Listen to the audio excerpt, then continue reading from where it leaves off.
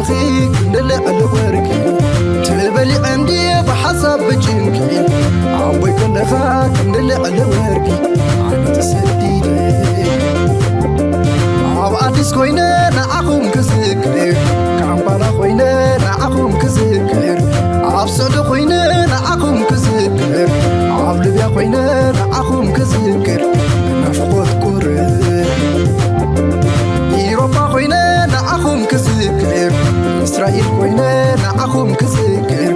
كندا خوينة نعقوم كذكر أمريكا خوينة نعقوم كذكر نفقوت حلم تعيتي دلي عدي أبسدت الودي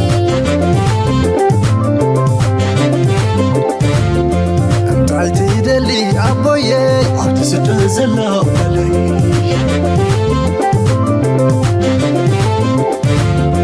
نبتكلنا عدي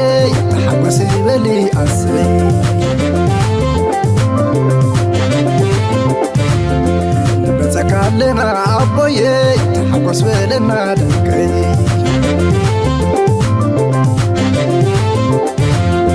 نبتكلنا عبوي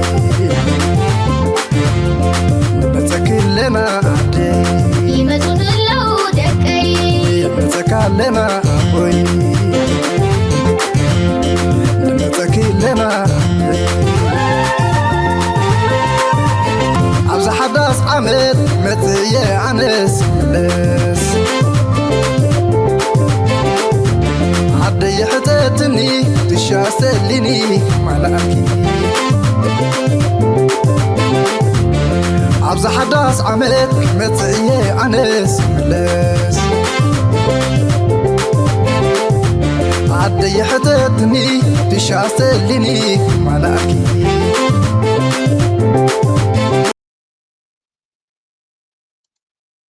سلام تخطاتلتنا الشانل كما تكونوا سنة كتكونوا ناي وتر تمليتنا عن بحقنا عني ولومون كم وتروها قداسن وانا وانت حستوتات حزنا لكم مسينا لنا كسام موداتا نايز مدام سانا كتصنحوا بخبرنا عدمكم نايلو مارستي سفحنا قداسن قلتي فزك عير زلو كنتاتن من البعد ما حدا كابتي أب الزكوينات أب إيرانن ما كلاي مبراغن زكاية زلو أفولي مدرخ بتحكم زلو لومي أبزانا يلو مدبنا كنرينا أفولي مدرخ بتحلو وداينا يكعي بحري تكونتاتنا بكعي بحر دما كان معلتنا معلتي إن أبي يمتعلو حوتي ممليسو مدقعتات يقصد سلازلو نابزوبانا إن غربيد متعنا زلو تكونتات مجمريا جن لايك جيركم شير جيركم تو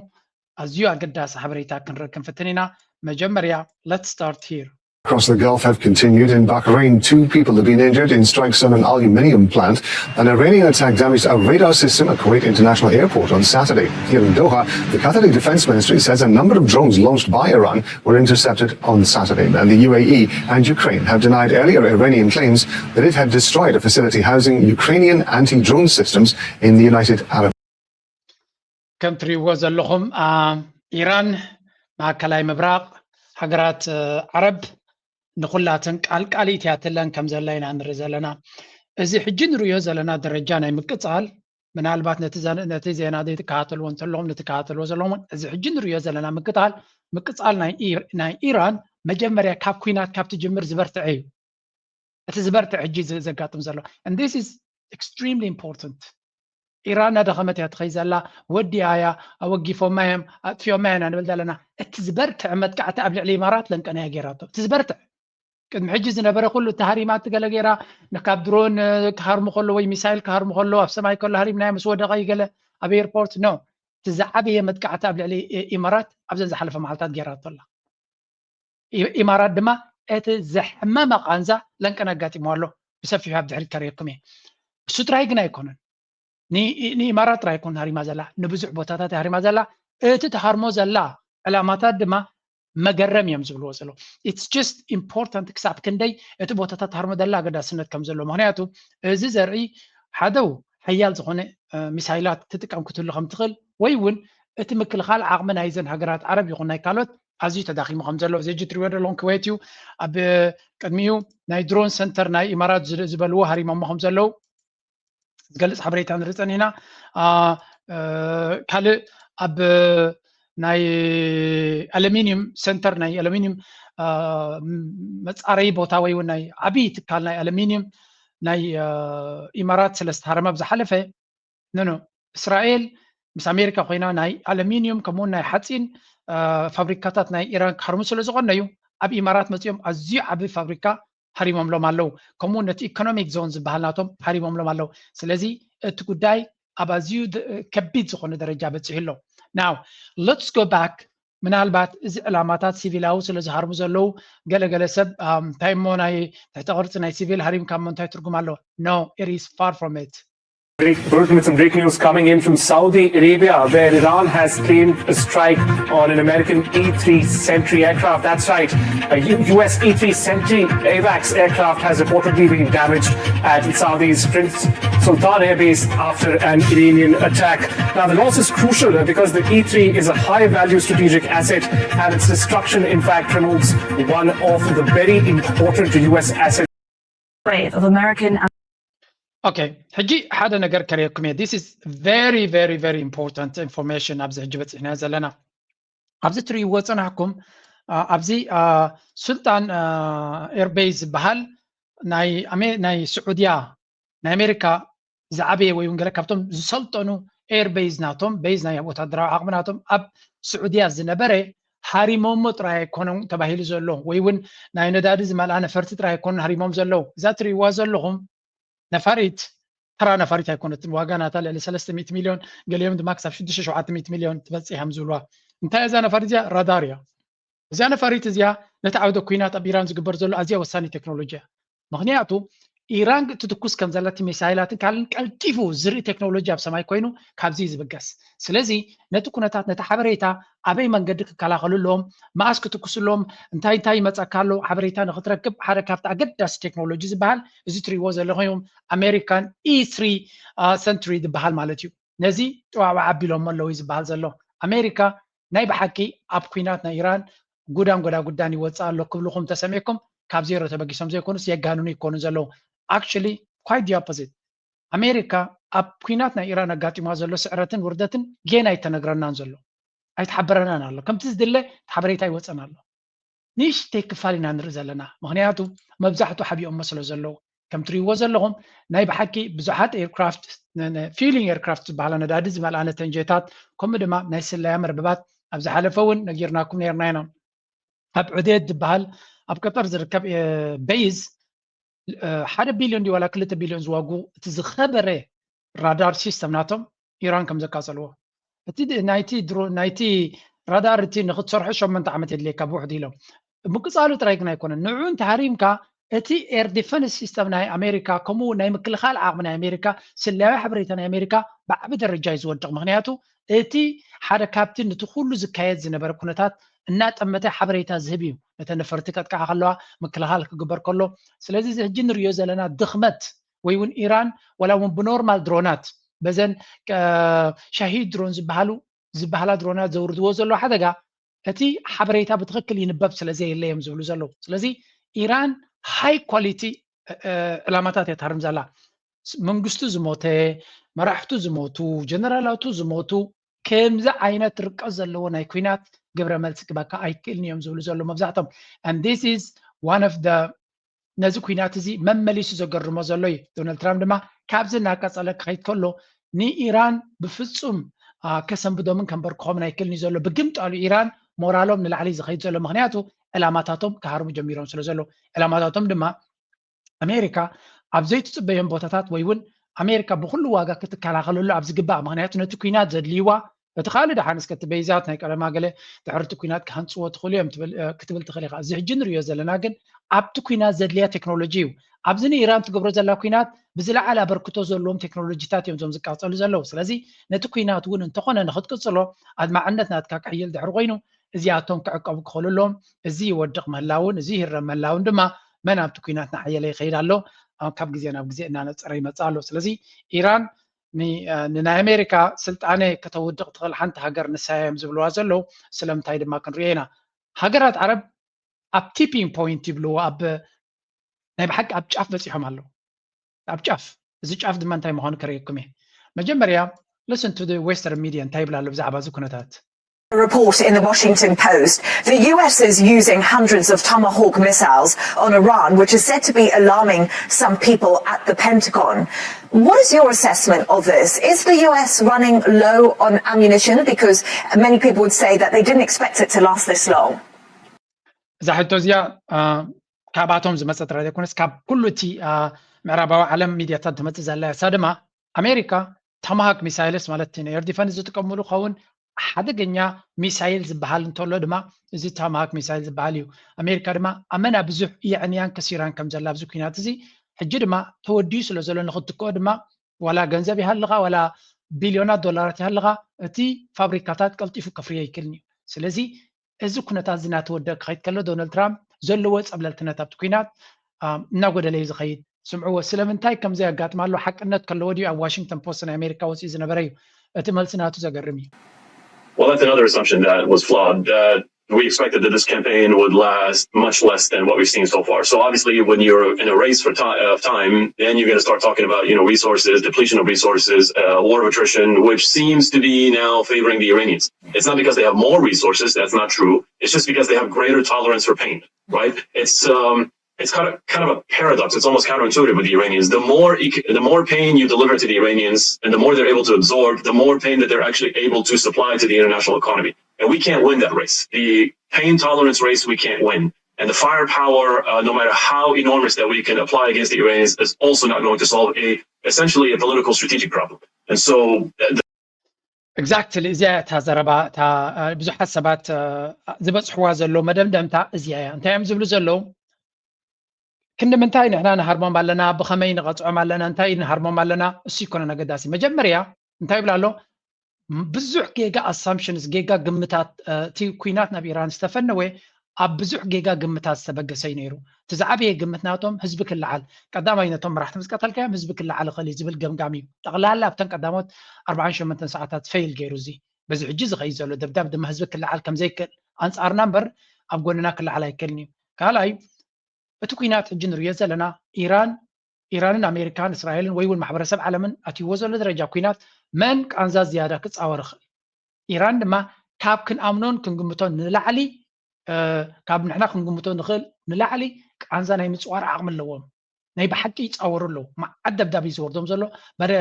ፍጹም ናይ ሓሳባት ምቅያር ይገብሩ ኣለውን ንሕና ግን ከምቲ ናቶም ቃንዛ ክንፃወር ድልውነት የብላን ኣይንኽእልን ኢና ድማ ይብል ዘሎ ብሕፅር ዝበለ ስለዚ ኩናት እዚ እናቐፅለ እንተኸይዱ war of attrition ይብልዎ ናይ ኣፅዋር ኩናት ክኸውን መን ነኺሱ ክኸይድ ይኽእል መን ተፀሚሙ ትብል ቃል ኣገዳሲት እያ ኣብዚኣ ተፀሚምካ ምኻድ ንዓውደ ኩናት ኣዝያ ኣገዳሲት እያ ዶናልድ ትራምፕ ብግሉ ክፅመም ኣይክእል ምክንያቱ እቲ ቁጠባናቱ ከም ናይ ኢራን ኣይኮነን ኢራን ኦልሬዲ ይዕንዮማ ስለ ዘለውን ኢራን ናይ ሰርቫይቫል ናይ ህላዊ ሕቶ እዩ ንኣሜሪካን ከም ይኮነን ስለዚ እዚ ኩናት እዚ ፈቲና ፀሊና ብውድቀት ናይ ኣሜሪካ ክውዳእ ዝኽእል እምበር ካልእ ምርጫ የለን ኣሜሪካ ኣብዚ ኩናት እዚ ክትሰዓር የዋፅኣ ድዩ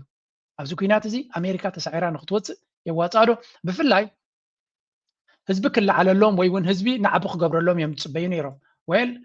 again very very unfortunate ዝበሃል ነገራት ከምቲ ንሶም ፅበይዎ ኣይኮነን ዝኸይድ ዘሎ ህዝቢ ኣብ ኣሜሪካ ይምልዓል ዝገብር ዘሎ ከምኡ ድማ ኣብ እስራኤል More than 3,300 demonstrations Saturday to protest against what they call President Trump's authoritarian power grabs. Some of the biggest crowds were seen at the flagship event in St. Paul, Minnesota, as well as in New York City and Los Angeles. Crowds also turned out in smaller cities. كم تريوز لهم على إسرائيل شو من تناب تل أبيب زجات أمي كم دما على إسرائيل شو من تنكمو أب واشنطن دي سي زجات أمي أب أمريكا أب كل أمريكا بزع ستيتس نا أمريكا مالتيو كم تريوز لهم نيويورك سيتي كتري لهم أنصار دونالد ترامزي نيويورك سيتي سات لوس أنجلوس أوستن تكساس يا ويست بالم بيتش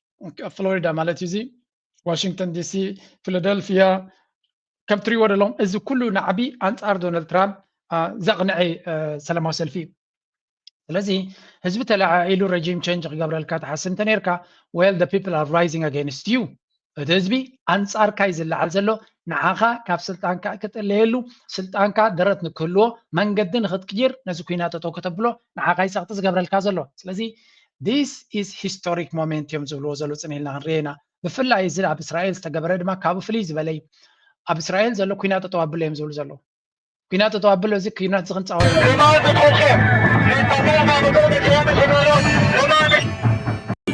Protesters clashing with police, voices rising against the war, and for the first time, tens of thousands demanding one thing: end this war. As the war enters its 29th day, Israel is now facing pressure not just from missiles in the sky, but from anger on the streets. Thousands gathered in Tel Aviv's Rabin Square with ስለዚህ እዚ ንሪኦ ዘለና ሓደ ነገር እዩ ዝነግረካ እቲ ኩናት ከምታ ኣብዛ ቀድማ ኣቢለ ከርየኩም ፀናሕኩ መን ዝያዳ ክፅመም ይኽእል እቲ ምፅማም ድማ ኢራናውያን ይኽእሉ እዮም ኣማራፂ እውን የብሎምን ኢራናውያን ምክንያቱ እቲ ወሪድዎም ዘሎ ፈተና ኣይንደልና እንተኢሎም ክገድፎም ዝኽእል ኣይኮነን እንድሕር ተሳዒሮም ከም ኢራቅ እዮም ክኾኑ ከም ሊብያ እዮም ክኾኑ ካብኡ ዝገደደ ኣክቹሊ ካብኦም ዝገደደ ክኾኑ እዮም ስለዚ እታኦም ከም ምርጫናቶም መኪቶም ክስዕሩ ጥራይ ዘለዎም ድሕሪ ስርዓት ክትቀይር ኮንካ ድሕሪኡ ሰላም ምስኮነ ኢኻ ክትገብሮ ትኽእል እምበር ራይት ናው ኣማራፂ የብሎምን ብግምጣሉ ኣብ እስራኤል ስለምንታይ ኢና ከምዚ ቃፅቃይ ዝወርደና ዘሎ በቲ ናይ ሓማስ ናይ ሕዝብላ ሚሳይላት ነቲ ህዝቢ ሰላም ከልይዎ ኣሎ ኢራን መዓልታዊያ ታርሞም ዘላ መዓልታዊያ ትድብድባ ዘላ ንእስራኤል ኣብ መዓልቲ ድማ ክንደይ ግዜ እቲ ሳይሮንስ ወይ እውን እቲ ናይ ተጠንቀቕ ደወል ከም ዝድወል ይገብርዎ ምንታ እቲ ህዝቢ ቀሲኑ ንኸይነብር እቲ ህዝቢ ጭንቀት ንክሕዞ እቲ ህዝቢ ካብቲ ሃገር ንክሃድም ወላ እውን ብርጉእነት ነዚ ኩናት እዚ ረቢሕና ክንዕወተሉ ንኽእል ኢና ዝብል ኣተሓሳስባ ንኸይልዎም ንነተንያሁ ድማ መርገፂ ናቱ ክቅይር ኩናት ጠጠው ንኸብል ዘገድዶ ዘሎ እዩ ንዶናልድ ትራምፕ ድማ ፖሊስ ናቱ ድምፂ ካብ ህዝቢ ዝመፆ ዘሎ የንቆልቁል ኣሎ እዚ ድማ ንዶናልድ ትራምፕ መመሊሱ ፀቕጢ ዝገብርን ጭንቀት ክፈጥር ዝኽእል ኢና ንርኢ ዘለና ኣነጋይ ኩሉ እዚ ደማ ኣሜሪካ ክትሪኦ ከለካ ኣብ ሓደ መደብ ንምንታይ ዝመፀልካ ፀቕጢ ኣብ ልዕሊ ዶናልድ ትራምፕን ኣብ ልዕሊ ነተንያሁን እናበርትዐ ይኸይድ ኣሎ ስለዚ ናብ ጣውላ ንክኸዱ ዘገድዶም ዘሎ ንሱ እዩ ፈትዮም ኣይኮኑ ናብ ጣውላ ዝኸዱ ዘሎ ድሮ ናይ ዲፕሎማሲ ፈተነታት ተጀማሚሩ ከም ዘሎ ይነግሩ ኣለዉ ሓደ ካብኡ ድማ እዚ ሕጂ ንሪኦ ዘለና እዩ In Israel, the US and Iran seems to be escalating despite regional efforts to end the fighting. US and Israeli strikes have struck across Iran overnight. Blasts have been seen and heard in Tehran and several other cities. More than 1,900 people have been killed in the attacks so far. Iran's Revolutionary Guard Corps says American and Israeli universities in the region will be targeted. That's in response to the bombing of the University of Science and Technology in Tehran on Saturday, and it follows what are being called ሓደ ነገር ኢና ንርኢ ዘለና ኣብዚ ኣሜሪካ እስራኤል ብፍላይ ካብ ኣሜሪካን ላዕሊ እስራኤል ከመይ ዝበለ ሃገር ምዃኑ ብፍላይ እቲ ነተንያሁ ዝበሃሉ ከመይ ዝበለ ጋኔን ምዃኑ ንክትፈልጡ ዩኒቨርሲታት እዩ ዝድብድብ ዘሎ ዩኒቨርሲቲ ናይ ሳይንስ ን ቴክኖሎጂ ስለምንታይ እስከ እቲ ህዝቢ ክድንቁር ኣሚን ዲስ ፒፕል ኣር እዚኦም ሰባት እዚኣቶም ጥዕና ዘለዎም ሰባት ኣይኮኑን ነተንያሁ ዝበሃል ነታ ኢራን ትበሃል ክሳብ ክንደይ ንድሕረት ወሲንላ ከም ዘሎ ፈፂማ 100 ዓመት 200 ዓመት ንድሕሪት ክመልሳ እዩ ዘሊ ዘሎ ፓወር ፕላንትስ ኢንዱስትሪ ናይ ስቲል ይኹን ናይ ካልእ መመንጭ ናይ ኒውክለር ቦታ ይሃርም ኣሎ ኤቭሪ ኣስፔክት ናይቲ ቁጠባ ናይ ኢራን ወላ እውን እዚ ኩናት ጠጠው እንድሕሪ ኢሉ ብዝኾነ ይኹን መንገዲ ተመሊሳ ናብ ንቡር ሂወት ንክትምለስ ኣዝዩ ከቢድ ንክኾና ዝበሎ እዩ ዝሃርም ዘሎ ስለዚ እቲ ኢቭል እቲ ክፋእናቱ ነቲ ስርዓት ወይ እውን ነቲ መንግስቲ ከውድቕ ኢሉ ዝተበገሰ ኣይኮነን ነቲ ሃገር ንምብታን ተበገሰ ምዃኑ በዚ ኢኻ ትፈልጥ ፖሊስ ስቴሽንስ ሆስፒታልስ ኩሎም እዩ ዘዕንዎም ዘሎ እቲ ህዝቢ ምንታን ክመሮ ክገዶ ንዑ ንክትሃንፅ ድማ ከቢድ ስለ ዝኾነ ንዓበ ክግበር እቲ ሃገር ፋሕፋሕ ንኽኣትዋ ዝኾነ ሓይሊ ነቲ ሃገር ክብትን ዝደሊ ዕድል ንኽረክብ ስለዚ እቲ ንሪኦ ዘለና ኩነታት ናይ ብሓቂ ከቢድ ኩነታት ምዃኑ ምግንዛብ የድሊ እዚ እቲ ተሓስብዎ ዘለው እዩ ናው ናይ ኣሜሪካን እስራኤልን ኢንቴንሽንስ ንፈልጦ ኣለና ድሮ ዲፕሎማሲ ተባሂሉ ፈተነታት ይግበር ኣሎ ሓደ ካብቲ ፈተነ ዝብልዎ ዘሎ ደርወሲስ ኣብዚ እውን ክንሪኦ ንኽእል ኢና ሜይቢ እዚኣ ዲፕሎማሲ ፈተና ኣለዮም ዝብሉ let's go here future attacks on Iran. That's how Pakistan's role became more important given the fact that the Pakistani Prime Minister has saluted the US President as a peacemaker and the fact that the country enjoys fraternal historic relations with Iran as well. So Pakistan finds itself in a ከም ትሪእዎ ዘለኹም ሚኒስትር ጉዳያት ወፃኢ ናይ ቱርኪ ከምኡ ድማ ፓኪስታን ንምቁራፅ ናይ ተኽሲ ወይ እውን ዝኾነ ይኹን ናይ ዲያሎግ ወይ ከዓ ናይ ዲስካሽን መድረክ ንምፍጣር ርክባቶም ይሕይሉ ከም ዘለዉ ዝንገር ዘሎ ዝኾነ ነገር ክግበር ዝኽእል ተኮይኑ ንዑ ንምፍፃም ዝግበር ዘሎ ፈተናታት ንርኢ ኣለና but at the end of the day እቲ ሕቶ ኢራን ትቕበሎ ዳ ይትቕበሎን እዩ ምክንያቱ ኢራን has all the time now እቲ ኩናት እናበርትዐ እንድሕር ከይዱ ነዚ ምዕራባዊ ዓለም እዩ ግብፂ እውን ኣብቲ ሽምግልና ኢድ ኣለዋ ስለዚ ግብፂ تركي باكستانيان نتي كونتات بدحر مغارجا باك چانل سناخونو نتي قداي قال معلبي كغبرو لزفتن زلو زبحال زلو ساتمي so we'll see is a good easy نابي قصو كخيد خل حجي نابتن هقرات عرب نملس what's going on across the Gulf. That is correct. These attacks seem to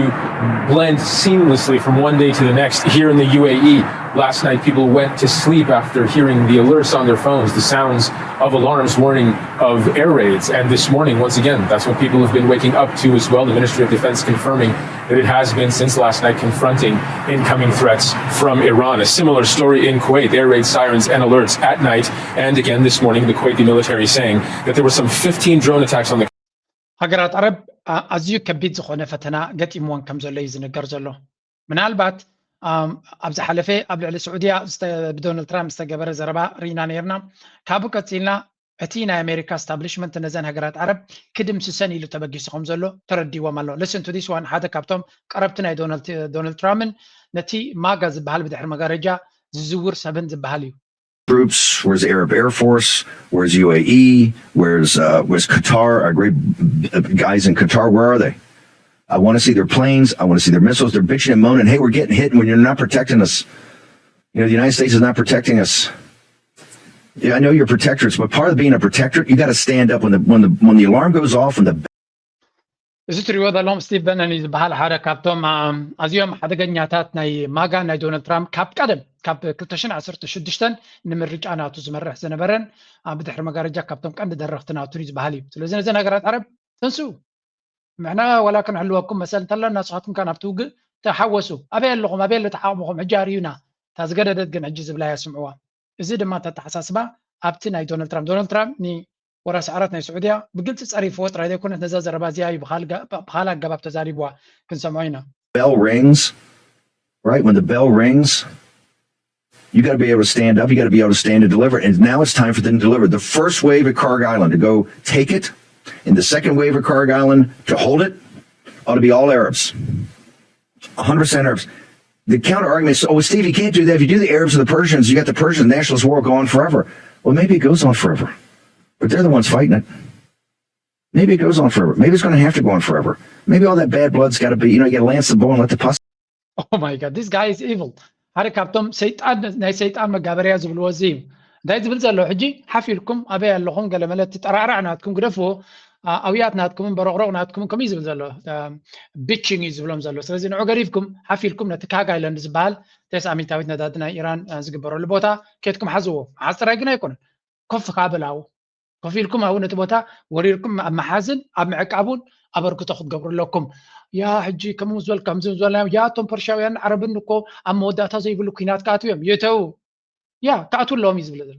بس exactly بقلت يتو أبتو كينات أتيكم نحتكم نتبالعكم نبرو يزبلهم زلو مين this is clear تي العما أم وداتا نزياتهم كم زجيركا نزوم عرب نحتعدهم أن تبالعوا كنا برخم زخولو مقباريو and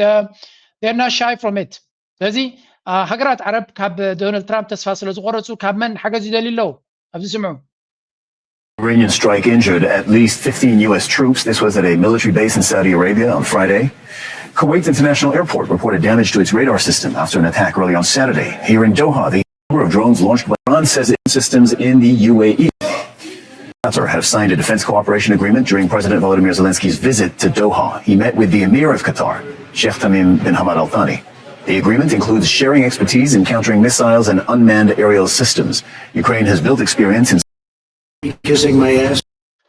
اوكي كمل لساندينا ابزيا قدم كريكم صنعكو هجرات عرب بملن تزحش مكلخال مس زلنسكي بمبال ناب يوكرين كيدوم نا يوكرين زلنسكي ناب سعوديه عملت مجمريا دحريو ناب يو اي قصيلو ناب قطر مسلست يوم دما ناي ديفنس باكت جبرالو نتن شاهد بهلا درونات ناي ايران اتونكو دحان زخونه مكلخال انصارن زمعبلن تولو نا يوكرين سراويتيو زلنسك دما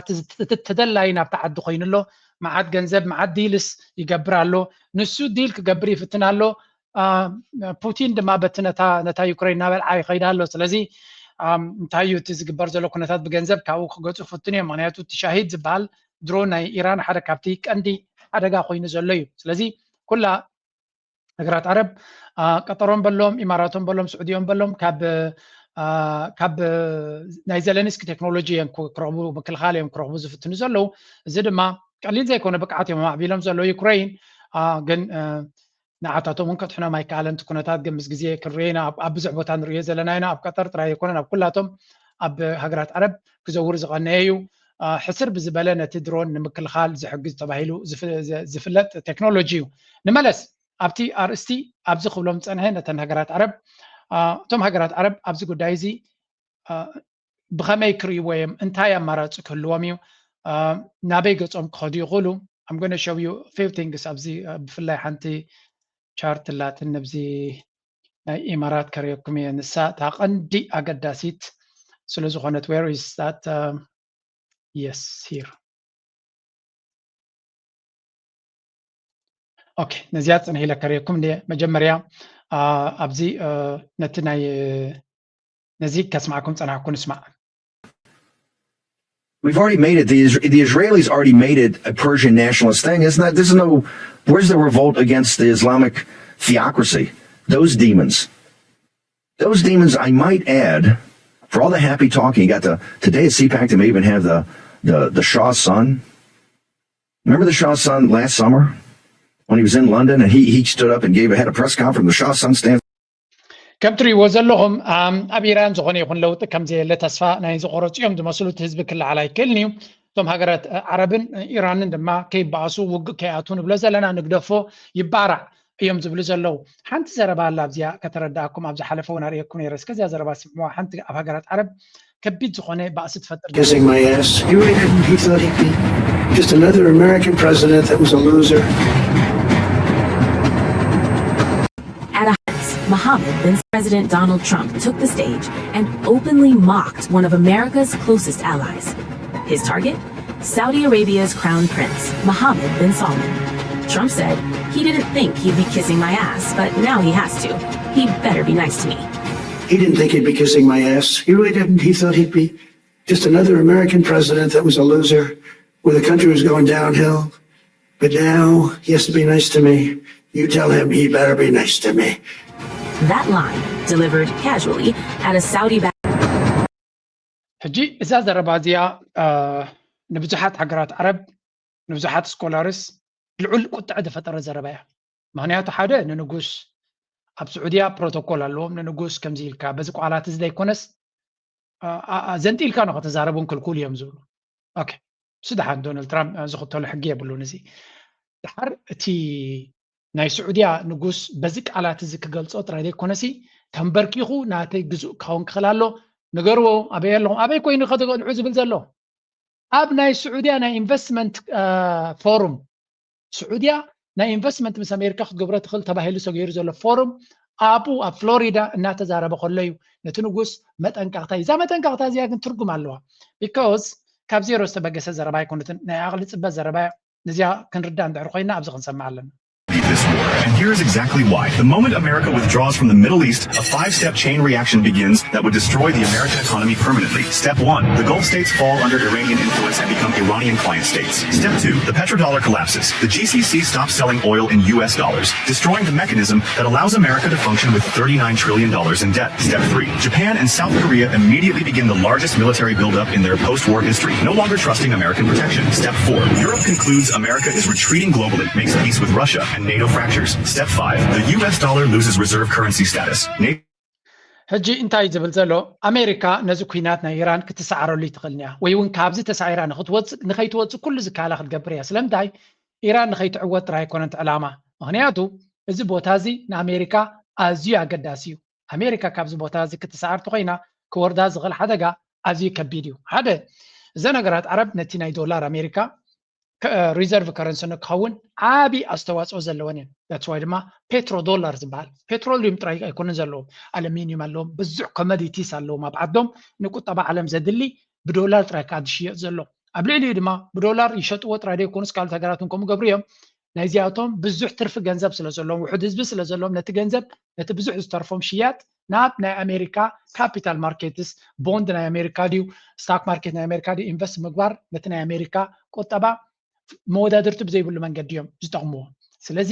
እዘን ሃገራት እዚኣተን ዶናልድ ትራምፕ ካብዚ እንተተሳዒሩ ኢራን ታይላቶላ ካብዚ ቦታ እዚ ጠቕሊሉ ንክወፅያ ትሓቶ ዘላ ስለዚ ካብዚ ቦታ እዚ እንድሕር ወፅዩ እዘን ሃገራት እዚኣተን መግዛእቲ ናይ ኢራን ወይ ኣብ ትሕቲ ኢራን ክንብርከኸ ምክንያቱ ነቲ ሓያል የባህላይ ኣሜሪካ እንድሕር ዝስዕሩ ኣለዉ ሃገራት ዓረብ ኣንጻር ኢራን ክዋግኡ ከም ዘይኮኑ ፍሉጥ እዩ ስለዚ እዚ ንሪኦ ዘለና ኩነታት ነብሲ ዝኻለ ለውጢ ክገብር ዝኽእል እዩ ዝኻ ነቲ ዶላር ናቶም ካሕስየዩ ነቲ ዕዳ ናቶም ካሕስየዩ ብሓፈሻ እንድሕሪ ኣሜሪካ ነዘን ሃገራት እዚኣተን ክትከላኸለለን ዘይትኽእል ኮይና ድማ ካልኦት ሃገራት ከም በዓል ጃፓን ድዩ ደቡብ ኮርያ ድዩ ኤውሮጳ ድዩ ኩላቶም ካብ ኣሜሪካ መህደሚ ክደልዮም መምፀላእዮም ክዕረቑዮም ወይ ካልእ መንገዲ ናይ ዲፈንስ ኣርኪቴክቸር ክምህዝዮም ኣሜሪካ ድማ እቲ ዲፈንስ ኢንዱስትሪ ናታ ንካልኦት ብመብፃዕታት ቢልዮንስ ገንዘብ ዝረክብ ዝነበረ እዩ ስለዚ ድሕሪ ብሓሶት መብፃዓ ጌርካ ኣብ ባይታ ኩነታት ምስ መፀ መፍትሒ ከተምፅእ ዘይትኽእል እንድሕር ኮንካ ደን እንታይ ጥቕሚ ኣለዎ ኢሉ ሰብ ካልእ ኣማራፂ ክደሊ እዩ ስለዚ ኣሜሪካ እዚ ኩናት ናይ ኢራን ትገብሮ ዘላ ካብ ብኢራን ምስዓር ማለቶም ኖርማል ናይ ወታደራዊ ስዕረት ኣይኮነን እቲ ናይ ኣሜሪካ ሄጀመኒክ ፓወር ብዓብ ደረጃ ናይ ምንቁልቋል ክእለት ክህልዎ ስለ ዝኾነ ኣብዚ ኩናት እዚ ንኸይሰዓሩ ኩሉ ዓይነት ምክንያት እዩ ዘለዎም and they will do everything in their power ካብቲ ጉዳይ እቲ ካብቲ ስዕረት እቲ ንክድዕኑ ስለዚ this is going to be a very very serious situation ንሕና ድማ እናተዓዘብና ክንነግረኩም ክንፍትና እቲ ካልኣይ ክፋል ነዚ ናይ ስዑድያ ኣጋጢሙ ዘሎ መጀመርያ ሓንቶም እንታይ ርየኩም ነይረ ኣብዚ ሃገራት ዓረብ ብፍላይ ነዚ ናይ ስዑድያ ዝፀረፎ መልሲ ክብሉ ጀሚሮም ኣለዉ ኣብዚ ሓደ ስኮላር ናይ ስዑድያ ንዶናልድ ትራምፕ መልሲ ይቦ ነይሩ ግን ስቲል ድፍረት የለን ይፈርሁ ኣለዉ እዮም What are your thoughts on these remarks from Trump, and how will U.S. allies in the Middle East likely react to some of the statements that he made there? Well, Donald Trump is the most controversial president in the history of the USA presidency. Well, what he said yesterday about the Crown Prince of Saudi Arabia has been perceived as an extremely absurd political language, weird, vulgar, and extremely odd. One should not speak to his allies or about his allies in such a vulgar language. This has been perceived with stunning. We have ናይ ብሓቂ ዘሕፍርን ዘፀይፍን እዩ ሓደ ሰብ ንመሻርክቱ ንመቃርብቱ ዝኾነ ሃገር በዚ ቋንቋ እዚ ክዛረብ ኣይግባእን እዩ ልዕሊ ኩሉ ድማ ንንጉስ ናይ ካልእ ሃገር መራሒ በዚ ደረጃ ቋንቋ ናይ ፅርግያ ቋንቋ ንማንም መራሒ ንፀላኢኻ መራሒ እውን በዚ ቋንቋ እዚ ክትዛረብ ኣይግባእን እዩ ካብኡ ናብኡ ድማ ኣብ ሓደ ዓብዪ ናይ ኢንቨስትመንት ፎረም ዝተገበረ ዘረባ እዚ ሶሻል ሚድያ ስርሑ ምስራሕ ስለ ዘይገድፍ ከቢድ ዝኾነ ቫይራል ገይርዎ እቲ መልእኽቲ ምናልባት ኣነ ግን ናተይ መረዳእታ ሓደ ሕርቃናቱ ነዚ ኣብዚ ኤርቤዝ ናይ ቢን ሱልጣን ኤርቤዝ ናይ ስዑድያ ኣጋጢሞ ዘሎ ዕንወትን ክሳራን ካብኡ ዝበገስ እዩ ዝመስል ዘሎ ምክንያቱ ጭንቀት ናቱ ካብ ዜሮ ዝተበገሰ ከም ዘይኮነ ሕርቃናቱ he better listen to me ኣብዚ እዋን እዚ ኖ ምሳይ ናይስ ክኸውን ኣሎ ኣንፃራይ ምኻድ ከዋፅኦ ኣይኮነን ዝዓይነቱ ናይ ሕርቃን መጠንቀቕታ ዝመስል ዘረባ እዩ ነይሩ ስለዚ ንሪኦ ዘለና ዶናልድ ትራምፕ ከቢድ ስዕረት የጋጥሞ ከም ዘሎን ብዙሕ ክሳራታት ናይ ነፈርቲ ናቱ ናይ ቴክኖሎጂ ናቱ ተዓውደ ኩናት ድማ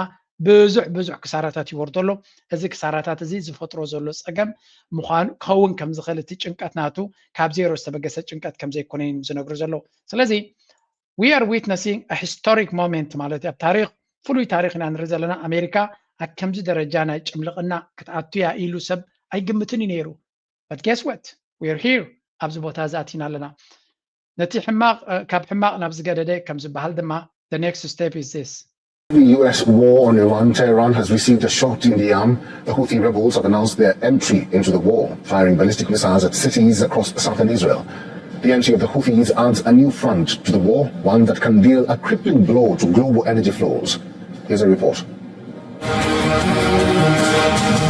ሕቲ ድማ ብወቅዒ ናብቲ ኩናት ከም ዝኣተው ጥራይ ዘይኮነስ መበል ካልኣይ ግዜ ሚሳይላት ናቶም ናብ እስራኤል ተኩሶም ኣለው ስለዚ ናይ ግዜ ሕቶ ጥራይ ነቲ መንገዲ ሕጂ እውን ንሳቶም ካልኣይ ምልኳት ናይ ካልኣይ ምዕፃው ናይ ዶብ ንኽፈጥሩ ማለት እዩ ስለዚ ሚሳይላት ናቶም ተበጊሱ ቀጥታ ናበይ ይኸይድ ኣሎ ናብ እስራኤል ወደባት እስራኤል ኣብቲ ኤላቭ ዝበሃል ወደብ ክኸውን ይኽእል ቴልኣቪቭ እቲ ሃይፋ ዝበሃል ክኸውን ይኽእል ولا كوا نكلا خلوا لنا أنت بلو جن تمتكعتي مجمارو تراي نفسه زخالة جميع هذا حيلي كاب شاف كباب كرنا أفريقيا تكويسو ناب إسرائيل زهرب انتلو نتاب كبابي زلو بابيل مندب نتايك قبر خمس خل نمجمعتو نمال نمكبي دا يكون زخا نتنا إنرجي ماركت نتنا إنرجي داعا شجرن كالنا قاتي موزلو بزح شجر كقات ماي سعودية دما نتنا ندارو كنا تات ناتار أيوه العرب زقول دايزي إذا كنت تجميرا بكل عيرة إذا خيد زلو تكوينات سلزي بكل عيرة سلزي خيد زلو كلا خليه كتبلت خليه أنت حركة مخد قبر جميرا جن بسعودية بمنقد السعودية بتحدد بمنقد إيران بزد ما بحوتي بخليت يوم كذبت تغليها سلازي سعودية لعلت إنك أخذ قبر كتكيل على أبزي قدايزي أبزي قدايا آتيا شجر كي تفتر أنت دارجا مبزحتو تي زيناتات أبزي وانزي كابز حجنا بيك قصة لخون رايز بالزلو because this is going to be very very interesting حوتي سناب تكوينات مسم بارم نتي زلو دايناميكس ببزح منقدي كغيرو زخيل مخانيهم زنقرو زلو and قبل علي تي زلو ناي Gulf states كا Escalation in the Gulf as Iran launches a fresh wave of missile and drone attacks on the United Arab Emirates.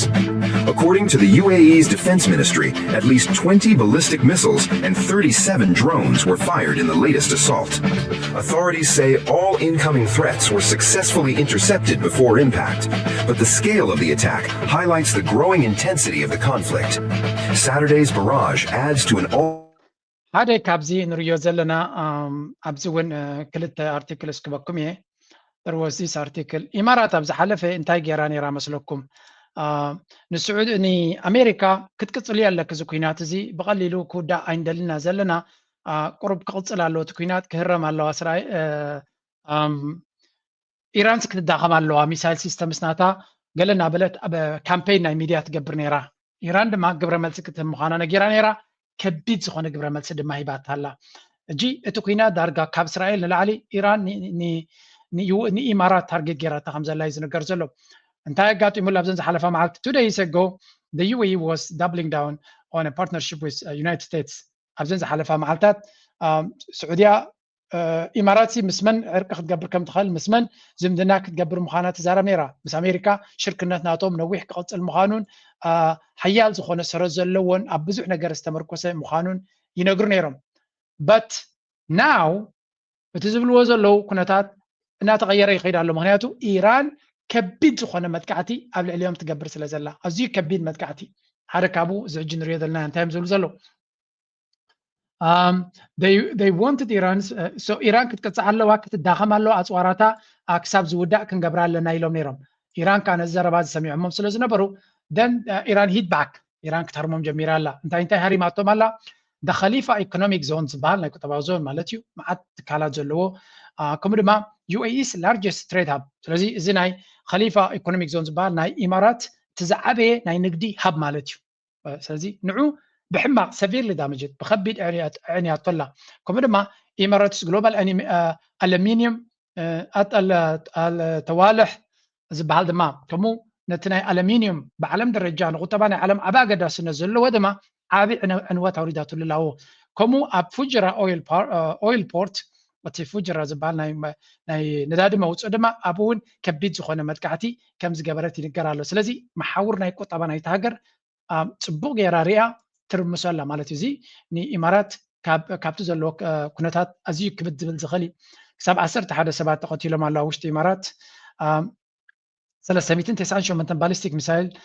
كم ستوكسلهم كم لما شو من تبين 7 كم درونات تتوكس خمسة and that's all before yesterday strike زي 390 شو من تند بهالدلو قال قد مزنا يتمال زقات مايو سلازي إذا حجي تفتيرو زلو تغطي ني إمارات كل تمرجع بدي فلالو two options هذا keep supporting the US هذا مرجعناتهم نمس أمريكا ما ماليسكا كتقرار مفتان زدما إيران continue targeting UAE economic infrastructure إيران دما إماراتنا بأمريكا قص أخذ سجعنا إسرائيل قص أخذ سجع كتفتنيا إيران دما تحت أرض حدا بحدا كرمس وقف فتنيا سلازي خليفة بورت على دبي بورت كم دما أبو ظبي نتوم بورتات نتوم عندنا نقدي هب زخونون عطاتهم كرمس وقف فتنيا كلاتهم دما متنقطعات يوم الله one successful strike on جبل علي shut down the Middle East's busiest port فزحنتي عودتي መጥቃዕቲ ባሊስቲክ ሚሳይል ኣብቲ ጀበል ዓሊ ዝበሃል ተሃሪማ ብምሉእ ትዛዓበየ ናይ ማእከላይ ምብራቅ ወደብ ካብ ስራሕ ተጠው ክብል እዩ the UAE economy bleeds out slowly while hosting a war it didn't start ስለዚ እቲ ቁጠባ ናይ ኢማራት ድማ ከም ሕሱም ይደም ከም ዘሎ ካልኦት ምርጫናቶም call for diplomacy ንምቁራጽ ናይ ተኽሲ ክጻውዒት ገይሮም ኣለዉ ኣብዘን ዝሓለፈ ሰዓታት ድሮ እቲ ፍሉይ ኣማኻሪ ናይቲ ፕሬዚደንት መሐመድ ብን ዛይድ ዝበሃል ኣብ ኣሜሪካ እዩ ዘሎ ዲፕሎማሲ ክግበር ኣለዎ ግን ውሕስነት ብዝህብ መንገዲ ይብለን looks like abandoning the US mid war ስለዚ ካብ ኣሜሪካ ካድሚ ይፍትኑ ኣለዉ ምክንያቱ እቲ ዝቕፅል እንታይ ከም ዝኾን ተረዲቦም ኣለዉ signals to Iran that economic strikes work inviting more from everyone ስለዚ እቲ ቀንዲ ድማ ንኢራን ድማ ሓደ ነገር ነጊርዎም ኣለዎ ናብቲ ቁጠባዊ መሓውር ናይ ኢማራት ምህራም ቀንዲ ዝስምዖም ቃንዛን መርገፁን ክቕይሩ ክገብሮም ዝኽእል እሱ ምዃኑን ከምኡ ድማ destroy the UAE's credibility as a reliable US partner ከምኡ ድማ ናይ ኢማራት ኣገዳሲ መሻርክቲ ዝእመን መሻርክቲ ኣብ ግዜ ሽግርን ኣብ ግዜ ኩናትን ኣብ ጎኒ ኣሜሪካ ደው ዝብል መርገፂ ክሸጥዎ ዝፍትኑ ዘለዉ ንዓ ፅቡቅ ጌርካ እንተሃሪምካዮም ንሳቶም እውን ኣንፃር ኣሜሪካ ደው ክብሉ እዮም may not stop the attack anyway ስለዚ ከም ትሪእዎ ደሎም እቲ ኩነታት ኣዝዩ ከቢድ እዩ ሳልሳይ ምርጫ እውን ኣለዎም ይብላ ኣሎ let's see what is the third option there is no option 3 ሳልሳይ ምርጫ ይብሎም ክልተ ምርጫ እዩ ዘለዎም ካብዚኣቶም ነይነይተን ክመርፁ ይኽእሉ እዮም ዝብል ዘሎ ስለዚ ኢማራት ከቢድ ዝኾነ መጥቃዕቲ ይወርዳ ኣሎ እቲ ሕቶ ድማ ካብዚያ ነጥቢ እዚኣ ናበይ ገጾም ክኸዱ ይኽእሉ እዚ ኣብ ልዕሊ እቲ ሕጂ ዝሪኦ ዘለኹ ኣብ ትዊተር እቲ ዕልቕልቕ ማይ ፈጢርዎ ዘሎ ዕግርግር ኣብቲ ሃገር ካልእ ነገር እዩ ምክንያቱ ምስቲ ቁጠባ ደቂስዎ ዘሎ ዝጓየ የለን ከምኡ ድማ ዳርጋ ንወርሒ ከይሰርሑ ዝፀንዑ ትካላት ሕጂ ዕልቕልቕ ማይ ምሳተዎም ንዑ ንምድሓን ክገብርዎ ዝኽእሉ ፃዕሪ የለን ስለዚ እንታይ ማለት እዩ እቲ ቁጠባ ብቃላት ክግለጽ ዘይክእል ሓደጋ ወሪድዎ ኣሎ ማለት እዩ ሓደ ካብቲ ኣብ ጉዳይ ናይ ሱዳን እቲ ኩነታት ናበርትዐ ይኸይድ ስለ ዘሎ ሓደ ካብቲ ዘፍርህ ዝበሃል ዘሎ ናይ ኢማራት ተራ እንድዩ ስለዚ ኣብዚ ጉዳይ እዚ ንሪኦ ዘለና ድማ ምናልባት መፍትሒ ክኸውን ዝኽእል ዝበሃል ዘሎ እዩ ምክንያቱ ኢማራት እንተተዳኺሙ ወይ እውን ንኢማራት ዋጋ ናይቲ ኩናት እንተበዚሕዎ ጥራዩ ክዕርፍ ዝኽእል ተዘየለ እቲ ሓይሊ ክሳብ ዘለዎም ክቕፅሉ እዮም ሶም ነቲ ኩናት ከም ንሪኦ ዘለና ድማ ካብዚ ኩናት እዚ ሓይሎም ተወፂኦም ኢማራት እቲ ዝዓበየ ሓደጋ ንቀርኒ ኣፍሪካ እዩ ሕጂ ቀንዲ እቲ ኩናት ቀስ እናበለ ናብ ቀርኒ ኣፍሪካ እዩ ዝልሕግ ዘሎ እንታይ ፅልዋ ክህልዎ እዩ ናይዞም ኩሎም ሃገራት ዓረብ ኣብ ዙርያና ምስ መፁ እንታይ ክገብሩ እዮም ኔክስት ስቶፕ ናትና ናብዩ በዚህ ሰዓት ላይ የዓለማችን እጅግ በጣም ቁልፍ ከሚባሉ የንግድ መተላለፊያ መስመሮች መካከል አንዱ የሆነው ቦታ ስያሜ ነው። በጅቡቲና በባብ አልመንደብ መካከል ያለችው ኦልሞስት ወደ 22 ኪሎ ሜትር ስፋት ያላት ቦታ አሁን በኢራንና በእስራኤል መካከል ያለው ጦርነትን በመጪዎቹ ጊዜ በመወሰን ረገድ እጅግ በጣም ቁልፍ ልትሆን እንደምትችል ነው ዘገባዎች እያሳዩ የሚገኙት። ባብ አልመንደብ የቃሉ ትርጉም በጣም ይገርማል እና እሱን በነገራችሁ ደስ ይለኛል። ባብ አልመንደብ ማለት ጌት ኦፍ ቲርስ ወይም ደግሞ ባብ በአረበኛ በር ማለት ነው፣ መንደብ ደግሞ እንባ፣ ቲርስ ማለት ነው። ስለዚህ የእንባ ሓደ ካብቲ ብብዙሕ መንገዲ ዝዝረብ ዘሎ ጉዳይ ናይ ባብኤል መንደብ እዩ። ባብኤል መንደብ ሓደ ካብቶም ኣገደስቲ ነጥብታት ኣብዚ ኩናት ናይ ኢራን እናቐፀለ እንድሕር ከይዱ ቀንዲ ማእከል ስዕበት ናይቲ ኩናት ክኸውን ዝኽእል ምዃኑ ዝንገር ዘሎ ቦታ ባብኤል መንደብ ክኸውን እቲ ዕላማ ድማ ንፁር እዩ። ነዚ ቦታ እዚ ክቆፃፀር ዝኽእል ነቲ ዓውደ ኩናት ልክዕ ከምቲ ወሽመጥ ሕርሙዝ ሰሪኻዮ ከም ባብኤል መንደብ ፀቢብ ኣይኮነን። የስ ፀቢብ እሱ እውን ግን ባብኤል መንደብ ድማ ካብቲ ወሽመጥ ሕርሙዝ ዝዓበየ ተራ እዩ ዘለዎ ካሱ ዝዓበየ ተራ ምክንያቱ ነዳዲ ጥራይ ኣይኮነን በዚ ዝንቀሳቐስ ብዙሕ ካልእ ነዳዲ ብዙሕ ካልእ ንግዲ በዚ ዝንቀሳቐስ ስለዚ እዚ ጌት እዚ ሓደ ካብቶም ኣዝዮም ነዚ ኩናት ሕጂ ብሕጂ ንኣትዎ ዘለና ገፃት ዓብ ተራ ዓብ ፅልዋ ክህልዎ ዝኽእል ዝበሃል ዘሎ እዩ። this is going to be very fundamental ምክንያቱ እቲ ብልፅግና ኣብዚያ ጉዳይ እዚያ ዘሊሉ ከኣትዩ ዝደሊ ዘሎ let's listen to ምዕራባዊ ሚድያ ብዛዕባ ዝብሎ ዘሎ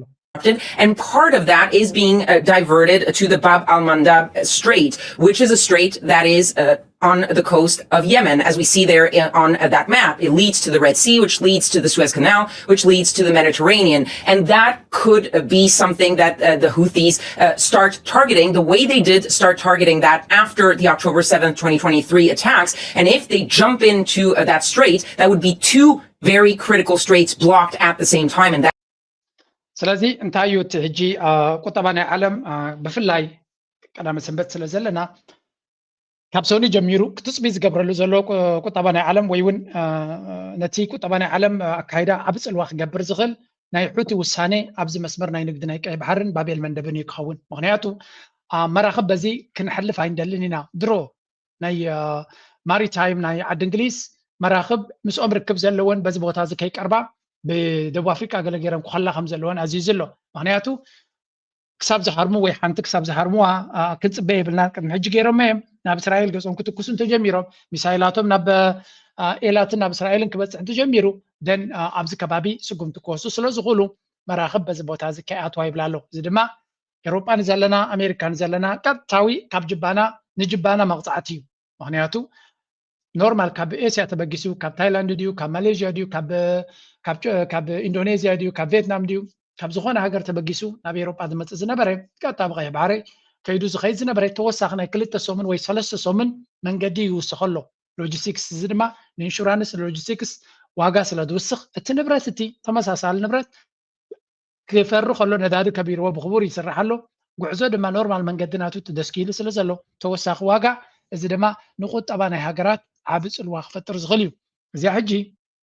نقط طبات رايدي كونه نزي كبابزي نمدحان من كغواي يخل اسرائيل برقص كتغواي كتكل تخل اوروباويان نبت كوينات كاتو ديدولو انتنيروم ابزا غدايزيا كاتو كفتنيوم بفلاي تحوت زبال تقلالا نقولهم اوروبان امريكان اسرائيل بزك حالفيه بلومن ندحريلو كم تناي قدم اوروبا بزو كوينات زاين اتوني نايلوم الله سلازو حوتي نثنا اوروبا لوجيستكس كتنكفو داي تنكفون جينا زخونه سقمت سلدي وسده ابت غدايتي ميت خاميتي كم زخ غبري امريكا تزارباي تخلنيخا جن እዚ ጉዳይ እዚ ሓደ ካብቲ ኣብዚ ሕጂ ዝቕፅል ጉዳይ ኣዛራቢ ክኸውን ዝኽእል ነጥቢ እንተሎ እዚ መስመር ናይ ባቤል መንደብ ይኸውን ብርግፅ ኣበይ ኣለና ትርእዩና ኣለኹም ኤርትራ ኣብ ደ ሰንተር ኣብ ማእከል ናይዚ ቦታ እዚኣ ዘላ ስለዚ እዚ ቦታ እዚ ንኤርትራ ንብዙሓት ዓበይቲ ሓይልታት ናብዚ ቦታ እዚ ፅልዋ ናቶም ድሌት ናቶም ኣጀንዳ ናቶም ንክዕብዩ ዓብ ፅልዋ ዓብዪ ድፊት ክፈጥረሎም እዩ ብኡ መንፅር ድማ نعنانا كم يرتوين ون سقعت كفتر ناس غل كناتات نسمينا بلسقنا نتوز قبروز نبرا أجندا بحقراو تلفزيوناتو ندادو وسي خل الله تعلم هذا ما كسينا نرينا متاقني بتن من قرط حساب يدركوان بفتصم يولقيا مشات يلم بهقاوينا نققر يفتايش لأنه لا بزو حقرات بتناتل تناقل لأنه የኢትዮጵያ የቀይ ባህር አክሰስ ጉዳይ አይቀሬ ስለሆነ ቅድሚያ የሚሰጠው ሰላምና ንግግር ስለሆነ እባካችሁን ሸምግሉንና መፍትሄ አምጡ።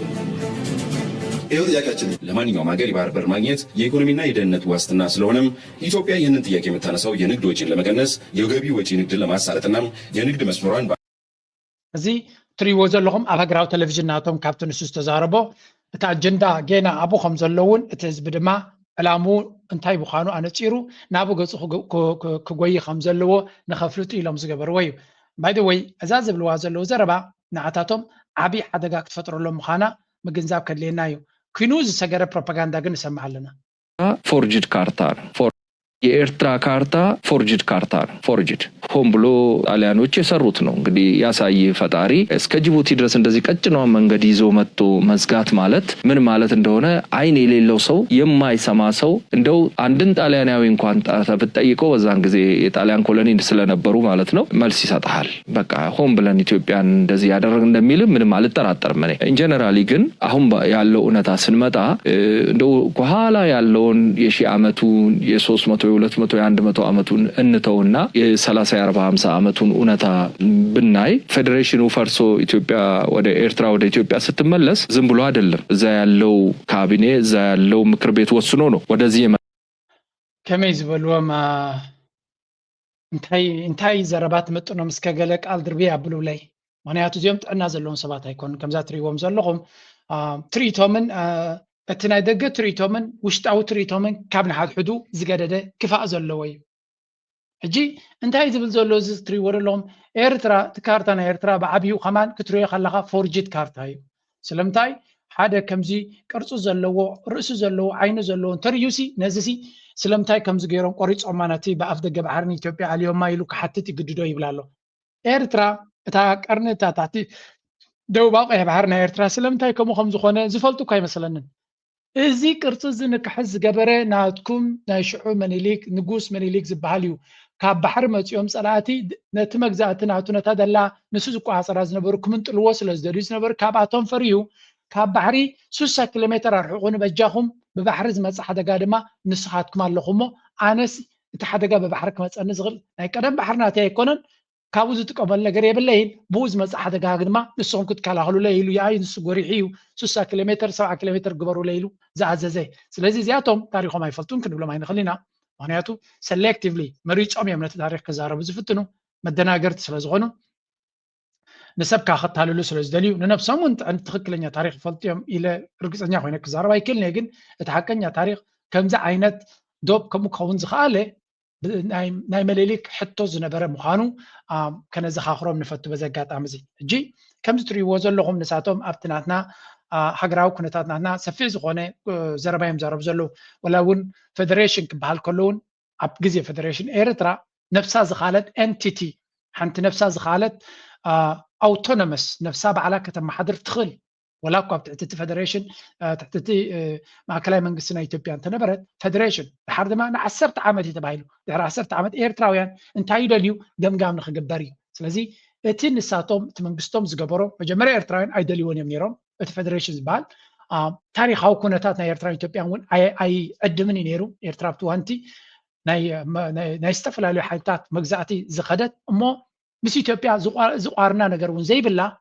60 ዓመት ናይ ጥልያን ከም 10 ዓመት ድማ ናይ እንግሊዝ ናይ ዝኩሉ ድምር ዝነበረ ቅድሚኡ እውን እቲ ኣፍ ደገ ባሕሪ ብካልኦት እዩ ዝተሓዝ ነይሩ ስለዚ ኤርትራ ዲስቲንክት ዝኾነ ካብ ኢትዮጵያ ፍልይ ዝበለ ታሪክ ዝነበራ ክነሳ ንዑ ክቕበሉ ብዘይምኻሎም ወይ ንዑ ክሕዱ ምፍታኖም እቲ ሃይለ ስላሴ እውን ነታ ፌደሬሽን ባዕሉ ዘውዳቓ ምዃኑ ክገንዘቡ ይደልዩ እዮም ስለዚ እዚኣቶም ደይ መደይሎም ነቲ ክፋእ ኣንጻርና ኣበጊሶሞ ዘለዉ እዮም ካብ ብልጽግና ሓሊፉ ናብቲ ዝመጽእ ፓርቲ ከሰጋግርዎ ዝገብርዎ ዘሎ ፈተና ድማ እዩ እኮ የፓርቲ ጉዳይ አይደለም የቀይ ባህር ጉዳይ የሚስተር ኤክስ ሐሳብ ሊሆን አይገባም ኢትዮጵያ በብዙ ሺህ ዘመኗ ታሪኳ ውስጥ ተጨልፎ የምታገኘው ታሪኳ ነው እንደዚህ አይነት ጉዳዮችን ትክክል ነው ብሎ ደምድሞ ነው መነሳት ያለበት ምክንያቱም ይሄ ያንተ የኔ እሱ ሳይሆን የትውልዳችን አይደል ኢትዮጵያ የምትዋጅበትን ዘመን የሚመጣበትን ኃይል የሚያጎናጽፍ ነው ብዬ ስለማምንና እስከምን ድረስ ከም ትሪእዎ ዘለኹም ነቶም ፓርቲታቱን ኮሚልዮም ምንዎም ዝፍትኑ ዘለዉ እቲ ናይ ኣፍ ደገ ባሕሪ ንብሎ ዘለና ብልጽግና ዘበገሶ ወይ ብልጽግና ጥራይ ዝምልከት ጉዳይ ኣይኮነን ንኩሉ ኢትዮጵያዊ ክምልከት ዝግብኦ እዩ ነፍሲ ወከፍና ድማ በቢ ዘለናዮ ንዑ ክንሰርሕ ኣለና እንታይ ደኣ ናይ ፓርቲ ፍልልይ ኣለኩም ኩሎም ሓደ እንተኮይንኩም ኩልና ብሓደ ክንሰርሕ ኣለና እንተሪልኩም እንታይ ክትገብሩ ኢኹም ፓርቲ ወላ ገለ መለልኩም ሰብ ከተደናግሩ ትፍትኑ ግደ ሓቂ ለንቀነ እቲ ምስጢር ናቶም ባዕሎም ኣውፂኦም ኣለዉ ብልጽግና ባዕሉ ንኤርትራ ብምህራብና ነፍስና ኢና ሃሪምና ብምባል ምስጢር ናቱ ደገ ወፂኡ ኣሎ ካብ ናይ ብልጽግና ካድረ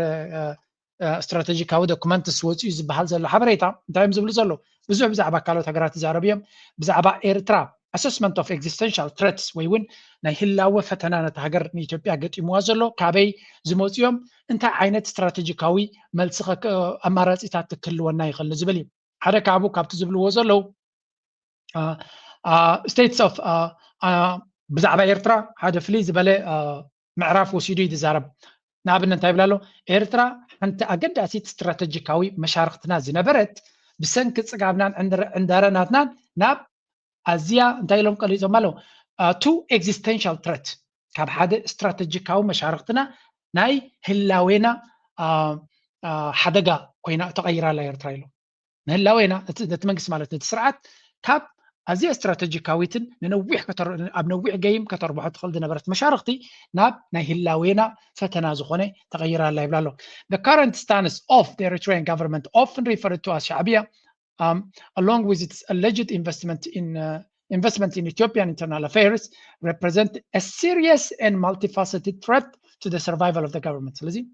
ብሰንኪቲ ኣብ ልዕሊ መንግስቲ ኤርትራ ዝኣወጅናዮ ናይ ኣፍ ደገ ባሕሪ ብምባል ንመንግስቲ ኤርትራ ዝፈጠርናሉ ሻዕብያ ይብሉ ሳቶም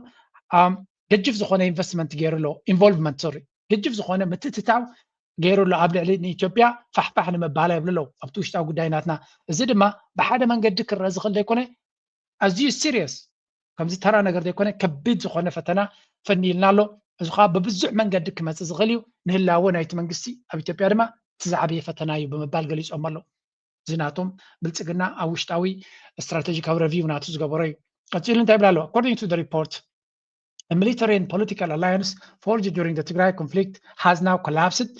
Intelligence assessment indicate that Eritrea is actively working to undermine and potentially bring down the downfall of the Abiy Ahmed regime. ስለዚህ ብልጽግና እንታይ ዝብል መደብ ተወሲዱ ኣሎ እቲ ኣብ ግዜ ኩናት ትግራይን ቅድሚኡን ዝነበረ ምስ ኤርትራ ዝነበርና ዝምድና ጠቕላላ ወዲቑ ኤርትራ አክቲቭሊ ምናልባት ኤርትራ ገለ ዘይትገብር ስርዓት ዝክድትኖ እንድሕር ትብሉ ነርኩም ኮይንኩም ወል ይገብርለው እዮም ዝብሉ ዘሎ ብልጽግና ማለት እዩ ኤርትራ ትገብሮ የላን ክትገብሮላ ክንብል ኣይንኽእልና ብልጽግና ዝብሎ ዘሎ ምስጢራዊ ዶኩመንት ዝበሃል ዚ ስለዚ እንታይ ዝብል ዘሎ ኤርትራ ብኩሉ መንገዲ ነቲ ንህላዊ ኢትዮጵያ ኣብ ሓደጋ ንምእታው ብከቢድ ደረጃ ትሰርሕ ከም ዘላን ዕላማ ናታ ድማ ሪጂም ቼንጅ ምዃኑን ነቲ ስርዓት ኣብ ኢትዮጵያ ዘሎ ንኽትግምጥሎን ንኽተውድቆን ትሰርሓላ እዮም ዝብሉ ዘለዉ ኣይሆፕ ትገብሮ ትኾን ትምኒት ናይ ኤርትራውያን ንሱ እዩ ምክንያቱ ንህላዌና ንናፅነትና ንሓርነትና ንሉላዊ መሬትናን ባሕርናን ክግህስ የኢሉ ንጎም ምሸትን ከም ባህቁን ክንቁን ዝውዕልን ዝሓድርን ዘሎ ስርዓት መንግስቲ ኤርትራ እንታይ ይኾን ግብረ መልስናቱ ክንብል ንሕና ክንሓስብን ክንግምትን ንውዕል ዝነበርና ከምቲ ንስኹም ትሓስብዎ ይግበረልኩም ጥራይና ክንብል ንኽእል The document links the deterioration in relation to what it describes as the government's poorly timed and mishandled push on the issue of access to the Red Sea. تزعبي جيجا بعلم زبط حود ما تزعبي جيجا نحن هنا غيرنا نيرترا أكم ذا عينت مدمدمتان ناخد كيد ويا كم ذا عين استراتيجي ناخد كيد إتي نادنا بعشنا زتمل إيه أب أزيو كفو جزيد ما زوسنا يو قدينا يفتق بحرنا بلنا نذكر زلنا نزمر زلنا زفطرات عجمي بمبال نفسهم نجير ومالو لذي طيب لو with tensions involving in TPLF commitment بلتقنا وسخلو بستبوع بريتوريا زلو سقم the report suggests that the raising maritime access ambition in a way perceived as threatening Eritrean sovereignty directly contributed to the recent to the renewed hostilities. ስለዚህ እቲ ብጉዳይ ናይ ቀይ ባሕሪ እናተባህለ ናብ ኤርትራ ዝገብርዎ ዘሎ ኩነታት ብውስጥ ተበገሰ መንግስቲ ኤርትራ ናይ ህላወ ፈተና ኮይኑ ስለ ዝስምዖ ዘሎ እዚ ሕጂ ኣብ ኢትዮጵያ ንሪኦ ዘለና ኩሉ ዓይነት ተፃቦታት መንግስቲ ኤርትራ ዝፈጥሮ ዘሎ ይዝብል ግምት ኣለዎ it further alleges that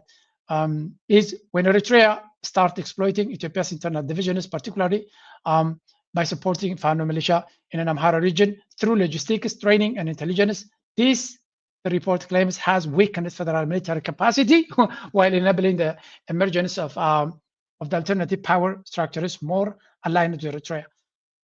መንግስቲ ኤርትራ ሎጂስቲካውን ናይ ስልጠናን ናይ ስለያን ሓገዝ ንበዓል ፋኖ ዝኣመሰሉ ስለ ዝገብረሎም ዘሎ እዚ ሕጂ ፀብለልትነት ናቶም ንሪኦ ዘለና ብግምጣሉ ድማ ናይ ብልጽግና ሰራዊት እናተዳኸመ ወታደራዊ ዓቕሚ ናታ ናይ ምቅላስን ናይ ምቋምን ዓቕሚ ናይቲ ብልጽግና ሰራዊት ድማ እናተዳኸመ ዝኸይ ዘሎ ኤርትራ ብትገብሮ ዘላ ጉዳይ ፋኖ ካብ ዜሮ ተበጊስ ይኮነን ሓድነት ዝገብር ዘሎ ሓያል ዝኾነ ውዳበ ዘሎ ሓያል ዝኾነ መጥቃዕቲ ድቦላ ዝወጥቀና ዘሎ ካብ ዜሮ ዝተበገሰን ብናቱ ብቅዓት ኣይኮነን መንግስቲ ኤርትራ ብድሕሪ መጋረጃ ይሕግዞ ስለ ዘሎ ኢሎም እዮም ዝግምግሙ ዘለዉ ካብኡ ቀፂሎም ናብ ሱዳን እውን ይኸዱ እዮም The report also points to what it describes as a coordinated regional effort involving Eritrea, Sudanese forces aligned with General Abdel Fattah al-Burhan and Egypt. It characterizes this as a tripartite encirclement strategy aimed at isolating Ethiopia. ሳልሳይ ድማ ካልእ ስትራቴጂ ድማ ኤርትራ ሱዳን ሰራዊት ሱዳን መንግስቲ ሱዳንን ከምኡ ድማ ግብፅን ሰለስቲኦም ኮይኖም ድማ ንኢትዮጵያ ቀርቂርካ ናይ መሓዝ ስትራቴጂ ሒዞም ይሰርሑ ኣለዉ ይብላ ኣሎ Eritrean leadership, the document claims now views the Prosperity Party as inconsistent and unreliable, opting to scale back diplomatic engagement in favor of direct and indirect confrontations. ስለዚ መንግስቲ ኤርትራ ንብልጽግና ከም ሓደ ዘይእመንን መትሓዚ ዘይብሉን ገይሩ ስለ ተወሰዶ ጠቕላላ ምስኡ ዝምድና ክገብር ኣይደልን እዩ ብግምጣሉ ብቐጥታ ይኹም ብተዘዋዋሪ ምስ ካልኦት ንዑ ከውድቕዎ ዝኽእሉ ወይ እውን ናይ ተፃብኦ ሓይሊ ታክቲክ ይጥቀም ከም ዘሎ እዩ ዝብል ቀጥታ ክዋጋአና ዋላ እንተዘይፈተነ በተዘዋዋሪ ግን ከዳኸመና ይፀራሉ ይብለው It adds that inflammatory rhetoric from Ethiopian defense officials, including references to asserting control over the Eritrean Red Sea port of Assab, blah blah, has further escalated tensions. ቀፃሊ ጀነራላት ናይ ብልጽግና እኮ ደገ ወፂኦም ንጎም ምሸትን ዝዛረብዎ ባሕርና ኤርትራ ሓሰብ ዝብሉ ዘለዉ ድማ ነቲ መንግስቲ ኤርትራ ብስቕታ ኣንጻርና ዝገደደ ስጉምቲ ንክኸውን ሓያል ስጉምቲ ንክወዙ ይደፍኦም ኣሎ ይብለው Among that, such statement report warners have given Eritrea an opening to expand support for anti-Ethiopian, anti-government actors in Tigray and Amhara. It even raises concerns about the possibility of renewed covert. ስለዚ እቲ ንሶም ዝዛረብዎ ዘሎ ንሻዕብያ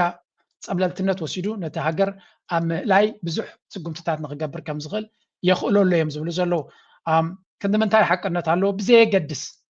حق انت خونه ጽቡቅ እንተ ደይኮነ ድማ አባይታውን ንሪዮ ዘለና የአማራ ፋኖ የውጊያ እንቅስቃሴን ባለፉት 2 ቀናት በተለይ በጎጃም አካባቢ ተጠናክሮ እንዳለ ነው ለማወቅ የተቻለው። በርካታው አውደ ውጊያዎች ተደርገዋል። እስቲ ከአውደ ውጊያ መረጃዎችን ጀምርና የዕለቱን አበይት ዜናዎች ለተመልካቾቻችን እናቅርብ። ወደ አንተ ልምጣ። አመሰግናለሁ መሳይ። ጎጃም አካባቢ በተለይ ምስራቅ ጎጃም ተብሎ በሚጠቀሰው ዞን በበርካታ ቦታዎች ላይ ውጊያዎች በጣም በሰፊው እየተካሄዱ ይገኛሉ። የአማራ ፋኖ ብሔራዊ ንቅናቄ የቴዎድሮስ እዝ በርካታ ክፍለ ጦሮች በተለይ በምስራቅ ጎጃም ደባይ ጥላት ወረዳና ሸበል በረንታ ወረዳዎች ላይ በፈጸሙት ማጥቃት ድል መጎናጸፋቸውን አመላክተዋል። በተለይ በምስራቅ ጎጃም ዞን ደባይ ጥላት ወረዳ ቁይ ከተማ ሰፍሮ በሚገኘው የአገዛዙ ጥምር ጦር ላይ የአማራ ፋኖ ብሔራዊ ንቅናቄ ምዕራብ አማራ ቀጠና ቴዎድሮስ እዝ የ206ኛና 201ኛ ኮር በጋራ በፈጸሙት ማጥቃት 59 የአገዛዙ የመከላከያ ሰራዊት አባላት ሲገደሉ 29 ሚሊሻና የፖሊስ አባላት አብረው ተደምስሰዋል።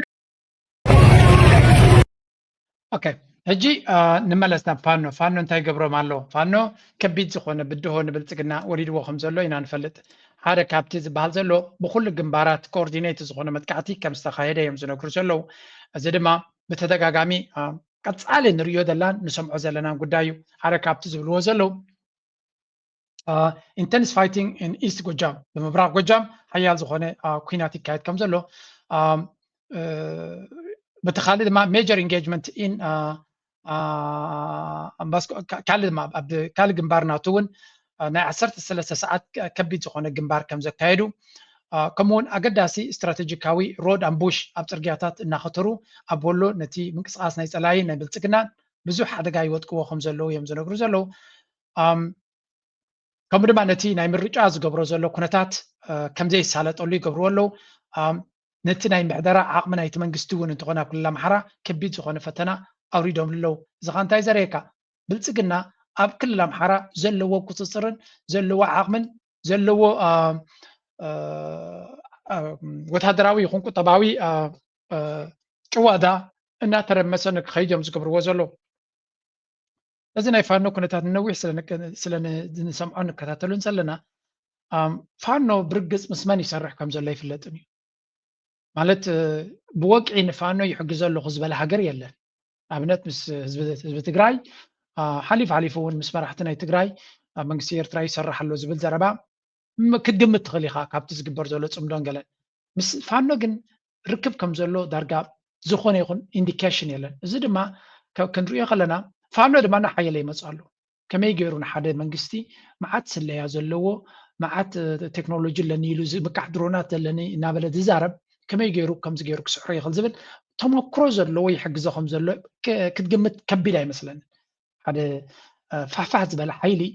ብዙሕ ዋላ እንተለዎ ግን ኦርጋናይዝድ ኮይኑ ንሓደ ሃገራዊ ሓይሊ ክንቃወም ናይ ደገ ደገፍ ዘለዎ ምዕቡል ቴክኖሎጂ ዝህብዎ ዘለዉ ራሻ በሎ ኢማራት በሎ ካልኦት ኩሎም ዝዕጥቕዎ ዘሎ ሰራዊት ናይ ብልፅግና ከመይ ገይሩ ፋኖ ከምዚ ገይሩ ፋሕፋሕ ይትይሉ ኣሎ እንድሕር ኢልካ ናይ ውግእ ተመክሮ ዘሎ ሓያል ዝኾነ ደገፍ ብትሕቲ መጋረጃ ይህቦ ክህሉ ከም ዝኽእል ግን ክትግምት ስናት it doesn't require a genius እዚ ሓደ ፍሉይ ብልሒ ዘድልየካ ኣይኮነን ንክትፈልጦ ስለዚ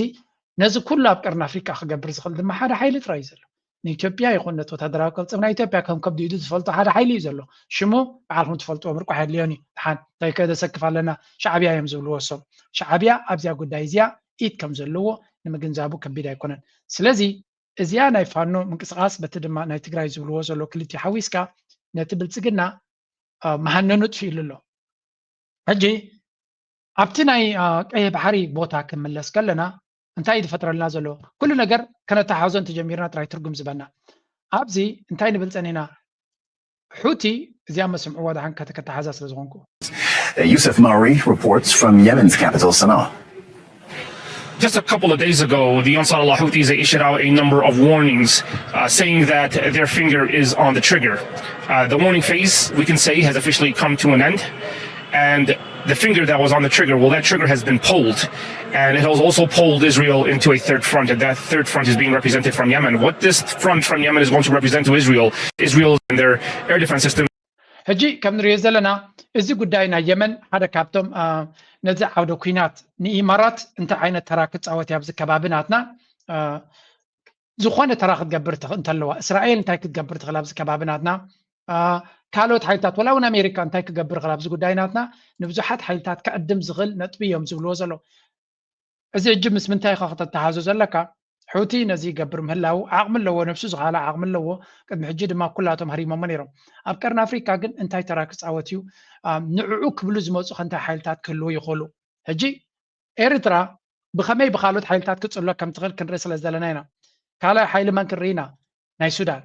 ኣብ ሱዳን ዝግበር ዘሎ ጉዳይ ከዓ ክንርኢ ክንፍትን ኢና what is going on ኣብ ሱዳን ድማ ነዚ ምዚ ኩነታት እዚ ክተሓዝ ዝኽእል ደርወስ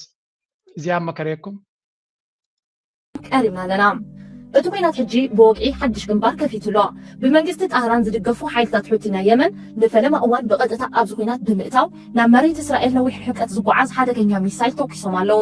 እዚ ሓድሽ ምዕባለ ድማ ንክልተ ዓበይቲ ፀበብቲ መሕለፊ ማያት ዓለም ብሓንሳብ ናይ ምዕፃው ሓደጋ ኣንጠልጢሉሎም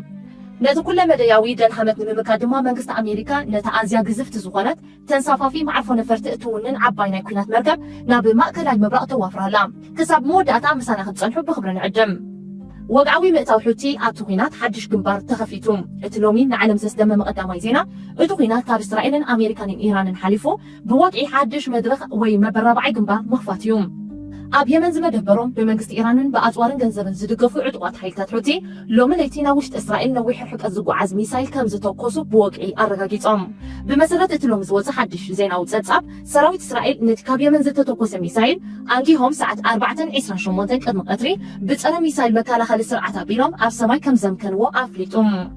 እዚ እታ ብሰፊሑ መስመር ገፂታት ጣህራን እትስለፍን እትድገፍን ሃገር የመን ብፍላይ ድማ ሓይልታት ሕውቲ ኣብዚ ሕጂ ፀኒዑ ዘሎ ኩናት ንፈለማ እዋን ብቐጥታ ኢዳ ከም ዘእተወ ዘመልክት ታሪኻዊ ሓቂ እዩ ሓይልታት ሕውቲ ነቲ ዝበዝሐ ክፋል ሃገር የመን ዝቆፃፀሩ ዕጡቋት ገና ትማሊ ኣብቲ ኩናት ብቐጥታ ከኣትዉ ከም ዝኽእሉ ንመላእ ዓለም ኣጠንቂቖም ነይሮም እዮም ኣብቲ ትማሊ ዝሃብዎ ተሪር መግለፂ ውነት ክገብሩ ሙሉእ ምድላዋቶም ኣፃፊፎም ከም ዘለዉ ኣውጆም ነይሮም ሎሚ ድማ ነቲ ፈኸርኦም ብግብሪ ፈፂሞም ኣለዉ እዚ ምእታው ሕውቲ ነቲ ኩናት ካብ ሓደ ዞባዊ ደረቱ ኣውፅዮ ንመላእ ዞባ ቀይሕ ባሕሪ ናብ ማእገር ሓዊ ዝቕይር ሓደገኛ ምዕባለ እዩ እስራኤል ሕጂ ካብ ሰሜን ሒዝቡላህ ካብ ምብራቕ ኢራን ካብ ደቡብ ድማ ብየመን ትጥቃዓላ ማለት እዩ ማዕከናት ዜና ሎሚ ንዓበይቲ ክኢላታት ማእከላይ ምብራቕ ብምዝርራብ ዘውፅኦ ትንታነ ነዚ ሓደጋ ብንጹር የብርሆም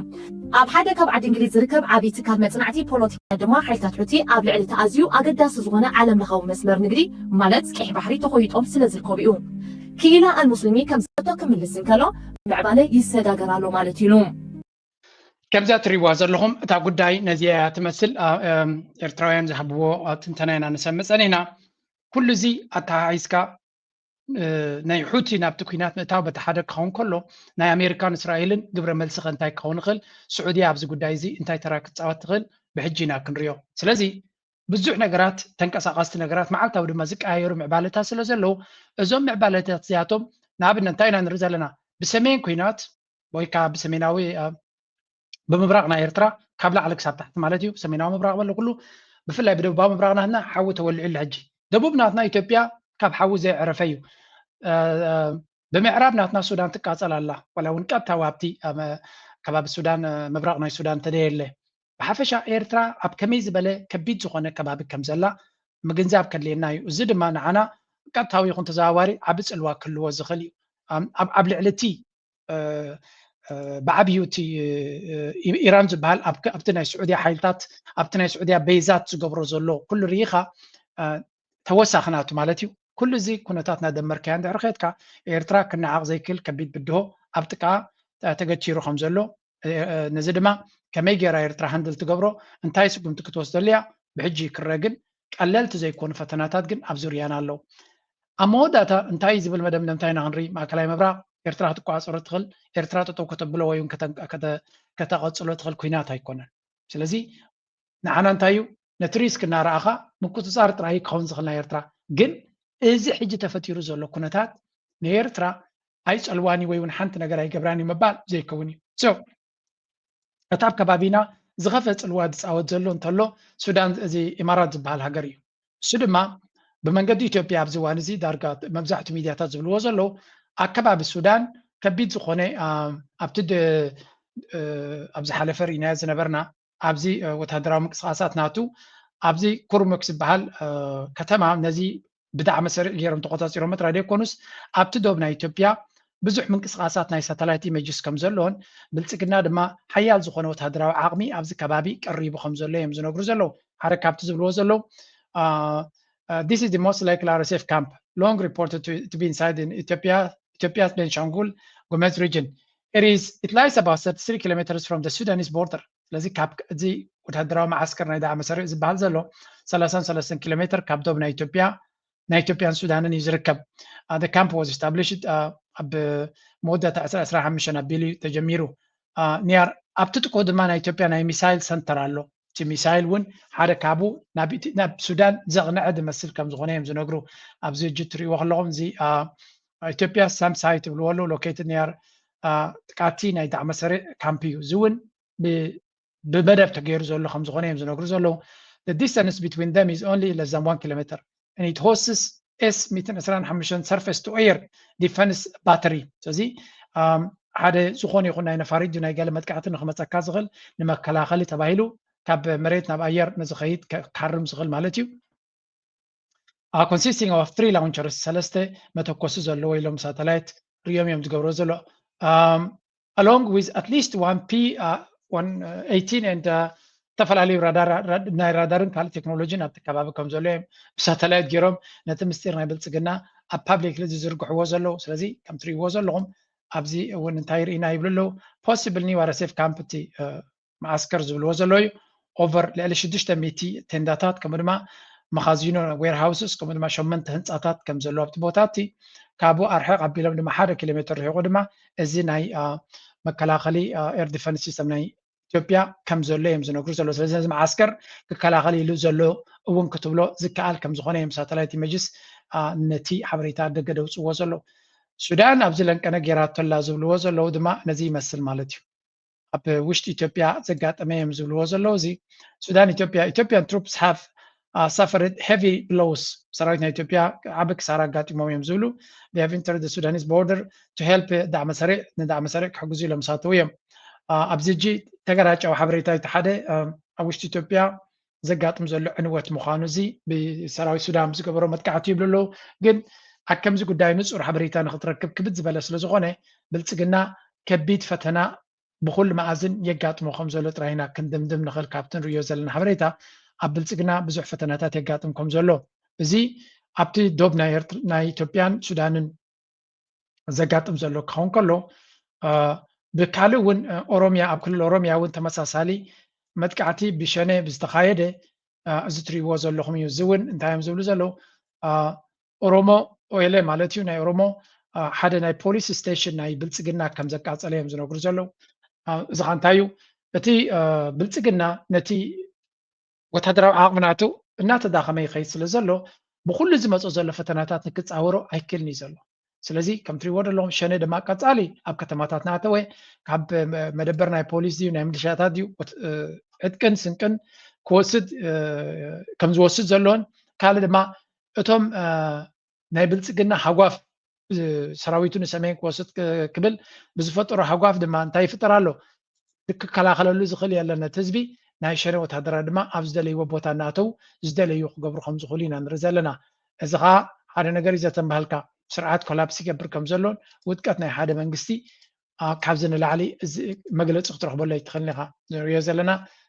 ብብዙሕ መንገዲ እዩ እዚ ሕጂ እንታይ እዩ ኣብዚ ኣብቲ ቅድሚት ምስጢራዊ ዶኩመንት ንሪኦ ፀናሕና ሱዳን ምስ ኤርትራ ቀጥታዊ ርክብ ትገብር ኣላ ብፍላይ ድማ እዚ ኣብ ከሰላ ኣብ ምብራቕ ናይ ሱዳን ዝግበር ዝቐነየ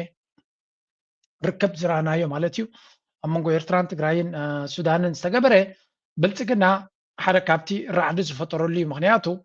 እዚኣቶም ብህዝቢ ደረጃ ዝራኸቡ ዘለዉ ብወታደራዊ ደረጃ ድማ እንታይ ዓይነት ርክብ ክህልዎም ይኽእል ምክንያቱ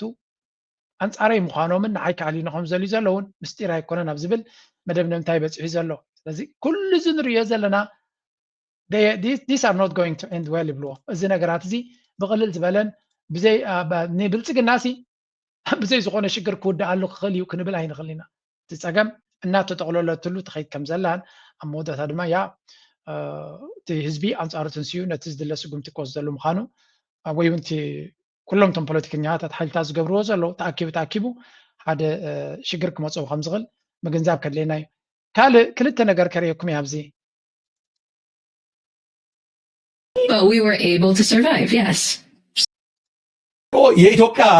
ነዳጅ ባለስልጣን ምክትል ዳይሬክተር ዲባባ ፉፋ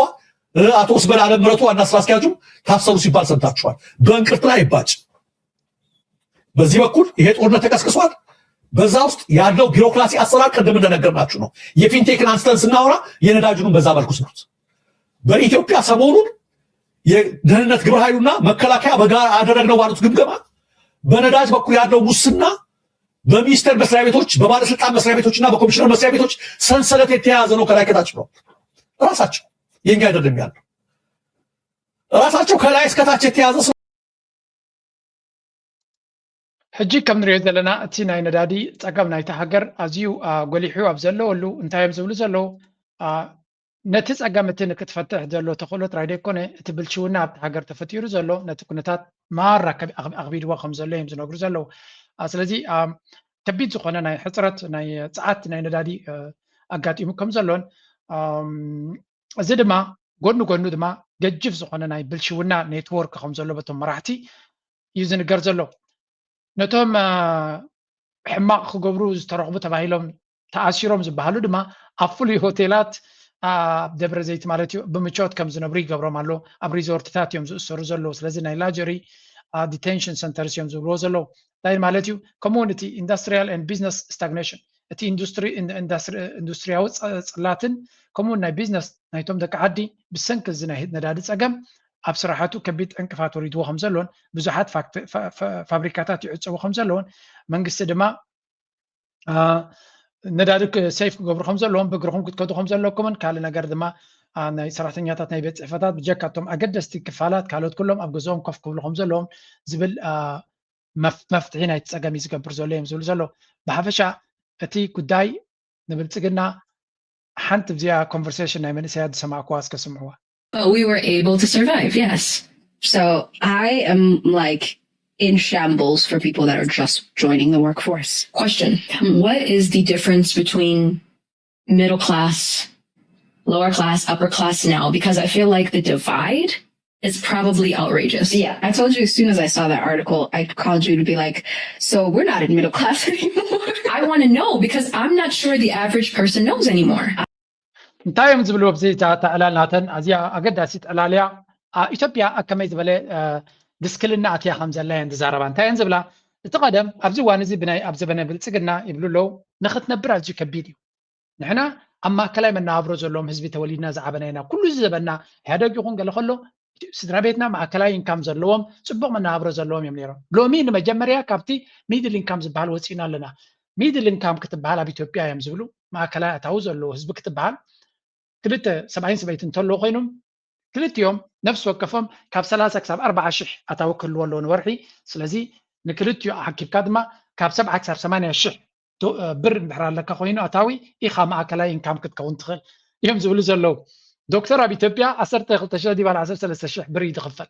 ለሰይ ወሳሲኹም 2 ሽፍቲ ሰሪሑ 20 ሽሕ እዩ ትንበሎ። ዶክተር ናይ ሕክምና ዶክተር ዝበለፀ ስራሕ ዝበሃል ክእትዎ ዘይክእል ገንዘብሲ እሞ ከዓ ናይ ሓደ ደሞ ዘይኮነ ክልተ ዶኳትር ሰብዓይን ሰበይትን እውን ተኣኪቦም ሚድል ኢንካም ክኣትዉ ይክእሉን እዮም በዚ ሕጂ ዘሎ ስታቲስቲክስ እዮም ዝብሉ ዘለዉ። አንለስ ካልእ ብብልሽውና ወይ ናቶም ትካል ሃልይዎም ወይ ገለ ዝገብርዎ እንተዘየለ በቲ ናይ መንግስቲ ሰራሕተኛ ኣብ ፅቡቅ ደረጃ ዘሎ ማእከላይ ሂወት ክህልዎ ዝግባእስ እዩ። እንተዘየለ ንብልሽውና ባዕልካ ኢኻ ትፈጥሮ ዘለካ። ሰራሕተኛታት ናይ መንግስቲ ኩላቶም ትሑት መነባብሮ ከም ዝነብሩ እንድሕር ጌርካዮም ስልጣን ስለ ዘለዎ ግድን ብልሽውና ክገብሩ እዮም። እቲ ዘረባናተን ድማ ጠቕላላ ኣብ ኢትዮጵያ ዘሎ ሂወት ኣብዚ ድሕሪ ዝብልዎን ተሰሚዕኩም ተስፋ ትቆርፆም ስምዑውን ኣብዚ especially to stay and live in Addis, it has reached a sort of a tipping point where people are just here out of sheer will. That's the conclusion we came into when people will talk and say, well, እንትን ኢትዮጵያ በቃ like it's ቸርነታቸው ደግነቱ መድኃኒዓለም ያቆየን እንጂ compared to how much everything costs and how much an average family makes, the fact that we are still living in the city is kind of hard because the math doesn't add up. You're like, well, how did you pull that off? I'm going to be honest. I don't know how the average person is surviving. That's what I mean. I don't understand it. Yeah. The math is not mathing. Like, people are really out here like God has his hand. That's what I mean. Because honestly speaking, I've talked to several different people and I can say that we live privileged. መሰረት በተለያዩ ትጂ እንታየን ዝብላ ዘለዋት ዘረባናትን ናይ ብሓቂ ዘገርም እዩ ኣነ ሰብ ከመይ ኢሉ ከም ዝነብር ዘሎ ኣይርዳእንን እያ ትብል ዘላ ብፍጹም ክርዳእኒ ይክእል እቲ መናብሮ ጠቕላላ ክትነብረሉ ዘይትኽእል ደረጃ ብፍላይ ኣብ ኣዲስ ኣበባ ዘሎ እየን ዝብላ ዘለዋ ሓደ ሰብ ሲንግል ኮይኑ ፅግዕ ምግዕ ኢሉ ክነብር ክእል ስድራ ቤት ዘለዎም ግን ከመይ ኢሎም ይነብሩ ኣለው ፈፂሙ ክርዳእኒ ይክእልኒ እቲ ኢንፍሌሽን ዘሎ እቲ ምንሃር ናይ ወጋታት ኣብ መናብሮ ብኩሉ ደረጃ ክልከፍ ዘይክእል ዓይነት ደረጃ ሂወት ንስድራ ቤታት ኣጋጢሙ ከም ዘሎ እዮም ዝነግሩ ዘለው ስለዚ ኣብ ከምዚ ዓይነት መድረኽ እዩ ድማ ብልፅግና ሃገር ትሕንበባላ 8% ጂዲፒ ንዓብለና 9% ንዓብለና ዝብል ዘሎ ናው ኣብ ልዕሊኡ ድማ ነዚ ናይ ነዳዲ ሪጋን ስቃይን ወስቐሉ ሎጂስቲክስ ወስቐሉ መናብሮ ሰብ ናብ ስራሕ ክወፍርን ክኣቱ ናብ ዘይክእለሉ ደረጃ ክበፅእ እዩ ነገራት እስቤዛታት ካብ ሓደ ቦታ ናብ ሓደ ቦታ ክንቀሳቀስሉ ዘይክእሉ ፀገም ክፍጠር እዩ እንተመፅኦም ድማ ናይ ነዳዲ ዋጋ ጥራይ ኣብ ልዕሊ እቲ ዝነበሮ ወስቐሉ ነዳዲ ስለዘይርከብ ዘሎ ኩናት ናይ ኢራን ብቐሊሉ ይፍታሕ የለን Now you can add all these things and ኤርትራ ነዚ ሕጂ ዘሎ ኩነታት ንብልፅግና ብምፅማም ጥራይ ክስዕረያ ዝብል እምነት ኣለና ብምፅማም ጥራይ ሓንቲ እንተደይ ጌራ ኤርትራ ነዚ ኩናት እዚ ስዕራ ተክተወፅእ ትኽእል እያ ናተይ መደምደምታስ እዩ just we have to ኤርትራ ብልፅግና ወራር ክገብረላ ይኽእል ዶ ገለገለ ግረፍ ወሱ ኤርትራ ነዚ ተፃዊራ ትኽእል እያ everybody knows ብልፅግና ይፈልጥ ወላ ካል ኤርትራ ፀገም ናይ ነዳድን ገለ መፅይዎ ዘሎ ካብ ካልኦት ነገራት ዝበለፀ ኤርትራ ክፃወረ ትኽእል ነገር እዩ ምክንያቱ ሓደ ኤርትራ ከምዚ ነገር እዚ ኩሉ ግዜ ስለ ዘጋጥም ንግዚኡ ከንቀሳቀሳ ዝኽእል መኻዚኑ ክህልዋ ከም ዝኽእል ነቲ ጉዳይ ናይቲ ሃገር ምርዳእ የድሊ ካልኣይ ድማ ኤርትራ እዚ ፀገም እዚ ኣቐዲማ ዝገጠመቶ እያ ስለዚ ኦልሬዲ እቲ ህዝቢ ነዚ ኩነታት እዚ ብሰንከቲ መንግስቲ ስለዘየጋጥም ዘሎ ክርዶ ይኽእል ኣብ ኢትዮጵያ ግን ነዚ ነገር እዚ ክፃወሩሉ ዝኽእሉ መንገዲ ክህሉ ይኮነን and it's going to be a matter of time ብልፅግና ኣብዚ ጉዳይ እዚ ንክቕፅል እቲ ከምዚ ዘሎ ሓጓፍ ድማ እቲ ህዝቢ ካል እንታይ ክደሊ እዩ መዋፅኦ ክደሊ እዩ ከምዚ ሕጂ ዘሎ መድረክ ክትጥቀመሉ ክትክእል ኣለካ ዝብል ድማ ክንሪና ኩሉ ፖለቲካዊ ፃውዒት ልደቱ አያሌው እባላለሁ የፊታችን ቅዳሜ መጋቢት 26 ቀን ታላቅ የተቃውሞ ትዕይንተ ህዝብ በኢንተርኔት አደባባይ ይካሄዳል ይህንን ታሪካዊና ታላቅ የተቃውሞ ትዕይንተ ህዝብ በአገር ውስጥም ሆነ በውጭ ሀገር የምትኖሩ ኢትዮጵያውያን በሙሉ በእጃችሁ ስልክ ወይም በቴሌቪዥን ላይ በቀጥታ በመከታተል ለህዝቡ ትግል ያላችሁን አጋርነት እንድታረጋግጡ ጥሬን አቀርባለሁ ጦርነት ይቆም ሰላም ይስፈን የግፍ አገዛዝ ያብቃ ከም ትሪእዎ ዘለኹም ልደታ ያለው ድማ ንህዝቢ ናብ ሓደ ሰላማዊ ሰልፊ ብኦንላይን ሰላማዊ ሰልፊ ንክገብሩ ምዃኖም ፃውዒት ይገብራሉ እዚ ከዓ ነቲ ህዝቢ ኣብ ክሪቲካል ደረጃ እዩ ዘሎ ከቢድ ዝኾነ መዋጥር ኣለዎ ስለዚ መዋፅኦ መፍትሒ ክትበሉ ክትቦ ክትክእል ኣለካ እዘን እንተጌርና ኩና ጠጠው ኣቢልና ተረዳዲና ሃገርና ክነመሓድር ኣለና ኢልካ ነቲ ህዝቢ ከተእምኖ ዘለካ ኩነታት እዩ ንዑ ድማ እቲ በምሓራ ይኹን ብካል ወገናት ብኩሉ መንገዲ ተመሳሳሊ ተበግሶታት እዩ ዝረአ ዘሎ ብዝኾነ ንሪኦ ዘለና ሓንቲ ኣብዚ ኣላ ዝዛረብዋ ዘሎ ክልተ ሰለስተ ካብቲ ኩነታት ዘሎ ከም ፃልኩም ክፍትነ and this is going to be እስከዚያ ንስማያ what is going on ኣብዚ ልኡኻት ናብ ሱዑድ ዓረብ ክልእኽ ከሎ ናይ ኢትዮጵያ መንግስቲ ማለት በተደጋጋሚ ከምዚ ኤርትራ እውን ድርድራት ይምክሩ ኮይኑ ቀፃልነት ዘለዎ ማለት እዩ ክምክር እንከሎ ናብ ሱዳን እውን ከምኡ ናብ ካልእ እውን ከምኡ ማለት እዩ ክኸድ እንከሎ ሓደ ኣብ ቀይሕ ባሕሪ ዝኾነ ቦታ ክሕዝ ምዕራብ ትግራይ ንኤርትራ ክህብ እዚ በቃ ግልፂ እዩ እዚ ፕሮጀክት እዚ ናይ ቀይሕ ባሕሪ ምምላስን ዘይምምላስን ኣይኮነን እዚ ጉዳይ እዚ ባይዝብል ኢትዮጵያ ባሕሪ ክህልዋ ኣይኮነን ዝገብር ዘሎ ኣብ መንጎ ትግራይ ኣብ መንጎ ኣምሓራ ሕዚ ኣምሓራ ብግዲ በቃ ብግዲ ምስ ትግራይ ተዋግኡ በቃ ምክንያቱም ሕዚ ምዕራብ ትግራይ ሲ በቃ ትግራይ ሕዚ ብጭቡጥ ብሕጊ ብስርዓት ሲ ኣከራኻሪ ተባሂሉ ኣይቀረበን ኣከራኻሪ ተባሂሉ ክቐርብ ተኮይኑስ ክልላት መንግስታት ይህልዎም እሞ እቲ ናይ ክልል መንግስቲ ምስ ሓደ መንግስቲ ተዘራርዩ ዘይፈትሖ ጉዳይ ናብ ፌደሬሽን ተወስድ ቀሪቡ ይፍለጥ ናይ መንነት ሕቶ እውን ብጭቡጥ በቲ ስርዓትን ሕግን ናብ ትግራይ ቤት ምክሪ ቀሪቡ ይፍለጥ ትግራይ ምክሪ ቤት ዘይመለሱ ቤት ምክሪ ትግራይ ዘይመለሱ እዩ ናብ ፌደሬሽን ምክሪ ቤት ክብርሕ ዝኽእል ስለዚ ሕዚ ብሱር ትግራይ መንግስቲ ዘይብሉ ግዝኣቱ ዘይተመለሱ ምፅናሕ ባዕሉ ሲ ምስ ኣምሓራ ንምግርጫው ወይም ድማ እቲ ናይ ግዝኣት ጉዳይ ከም ካርድና መዘዝካ ሓንሳእ ኣምሓራ ሓንሳእ ትግራይ ናብካ ሓንሳእ በዓልካ ናሓስካ ዘይዛሪ ካብ አዲስ አበባ ናብ 600 ኪሎ ሜትር ወይ ግዛዕ ኪሎ ሜትር 700 ኪሎ ሜትር ርሒቁ ኮይናት ክግበር ምግባር እዩ ሶ ንተውን ይሄ ጉዳይ ኤርትራ ሂቡ ኢልኩም ሕሰብዮ እንድሕር ሂቡ ኣብ መንጎ ትግራይ መንጎ በቲ ኣምሓራ እውን በቲ ትግራይ እውን ብዘላቂ ናተቋራቆስካ ናተዋጋእካ ንምንባር እዩ ሶ እንታይ ላይ ይርባሕ እዚ ባሕሪ ይኮነ ዘርባሕ ስልጣን እዩ ውሕስ እዩ ሕዚ ባይዘወይ መሰረታዊ ሕትኡ ናይ ስልጣን ሕቶ እኒአዎ ሃምሳን ክልተን ኣዴታትካ ኣቦታትካ ገዳማትካ ዘፍረሰ ቁፅሪ ሓደ ፀላኢ ህዝቢ ትግራይ ቁፅሪ ሓደ ይብለካ ኣሎ ህዝቢ ትግራይ ካብ ብልፅግና ወፃይ ካብ ኦህዴድ ብልፅግና ወፃይ ማንም ፀላኢ አይብሉን ማንም መጨረሻው መከራኸር ዝበሃል መሬት የለን አይነበረን ጽዋውን አይሉን ትግራይ በታሪካ ከምዚኦም ዝበሉ ነውራም ጠላማት ገጢሙ አይፈልጥ እንደ ዓለሙን ከምዚኦም ዝበለ ገጢሙ ዋዲ ይሆን አይፈልጥና አንበብኩን ሞ አቡኻ ዘጥፈ አዲኻ ዘደፈረ بحقك يحتى تشكر دي عينورني زي ما دي شابه خوينهم حزب حزب تግራይ ንخطف ተመንት የግል ድርጅት መስራችና ባለቤቶች የሆኑት ዳንኤል ዮሐንስ ኢየሱስና ግርማይ ገብረ ሚካኤል ይደጉ የተባሉ ተጠርጣሪዎች ታዋቂና ተጽዕኖ ፈጣሪዎችን በመጠቀም ከ1200 በላይ ዜጎችን በማጭበርበር የ1.7 ቢሊዮን ብር ጉዳት በማድረሳቸው በ19 አይነት የተለያዩ ወንጀሎች ምርመራ ጣርቶባቸው ለአቃቤ ሕግ በመላክ ክስ መመስረቱን የኢትዮጵያ ፌዴራል ፖሊስ አስታውቋል። መጀመሪያ ክሱ የቀረበው ለአዲስ አበባ ፖሊስ ጠቅላይ መምሪያ ቢሆንም ምርመራው ውስብስብና ከፍተኛ ልምድ የሚጠይቅ ድንበር ተሻጋሪ በመሆኑ በተደራጀ መልኩ መጣራት ስላለበት ከም ትሪእዎ ዘለኹም ኣብዚ እዚኦም ሰባት እዚኣቶም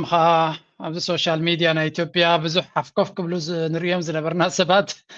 ኩላ ተለፊዳ ከም ዘላ ትንገር ዘሎ ብፍላይ እዚ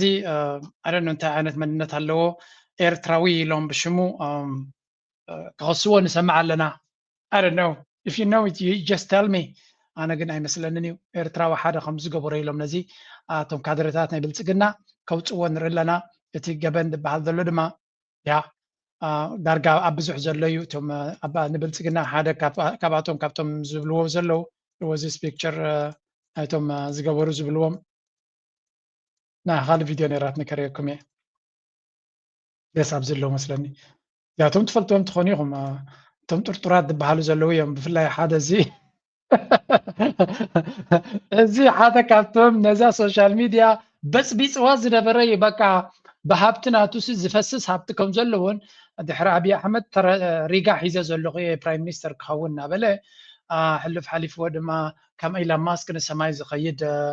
ساتلايتس كجبريد بلزنا بري بزخانة كم تري وم زلهم نايزن بي واي دي زبالة إلكتريك كارس بزبل ولاتي أدونايز بحالون أبو بروموتي جبر كم زنا بري قلي يخصله I don't know بو كتسلو يخل دي يتسلو أنا يفلتني يجن ብዙሓት ሰብ ኣብዚ ጉዳይ እዚ ኣብ ብልሽውና ተታሒዞም ከም ዘለውን I mean this is going to be it's not going to end well ብሉ ኣለዉ ንብዙሓት ፀለውቲ ሒዙ ክልክም ዝኽእል እዩ ብልሽውና ስለ ዝኾነ ግን who cares ገበነኛታት ኣብ ሕጊ ተቐሪቦም ወላ ሓንቲ ሕማቅ ክስምዖ ዝኽእል የለን ከም ትሪእዎም ዘለኹም ሃይ ኳሊቲ ላይፍ ዝመርሑ ዝነበሩ እዮም and ዝተረና ይዘብል ብልሽውና ኣብቲ ሃገር ካብ ላዕሊ ክሳብ ታሕቲ ዝተገተረ ጎቦ ከም ዝኾነ ተር ዝበለ ሪጋዩ እድለኛ እንድሕር ኮንካ ጥራይካ ድማ ሰብ ግዜ ስለ ዝኾኑ ድማ ነቲ ግዜ እናተጠቐሙ ዝገብርዎ ዘለዎ እዩ ብዛዕባ ፅምዶ ዝበሃል ዘሎ እስኪ ሓደ ክልተ ክበኩም ኣብዚኣ እዛ ፅምዶ ትበሃል ዘላ ከመይ ዝበለ ቆላሕታ ረኺባ ኣላ ኣብ ትግራይ ኣይተረዳእንን ግን ብጣዕሚ ፅቡቕ እዩ ንግዲ ኣይኮነን ኣበይ ረኸ ፅምዶ ቀደም እውን እኮ ኣፍታ ሩዋ ናይ መረብ ብክልተ ሻቀሺ ኤርትራውን ትግራዋይን ይቃየር ተባሂሉ እኮ ተወሲኑ እዩ እዚ ሕጋዊ እዩ ህዝብን ህዝቢ ዝራኸብ ዘሎ እቲ ናይ ሕይ ፅምዶ ግን ናይ ጥፍኣት ፅምዶ እዩ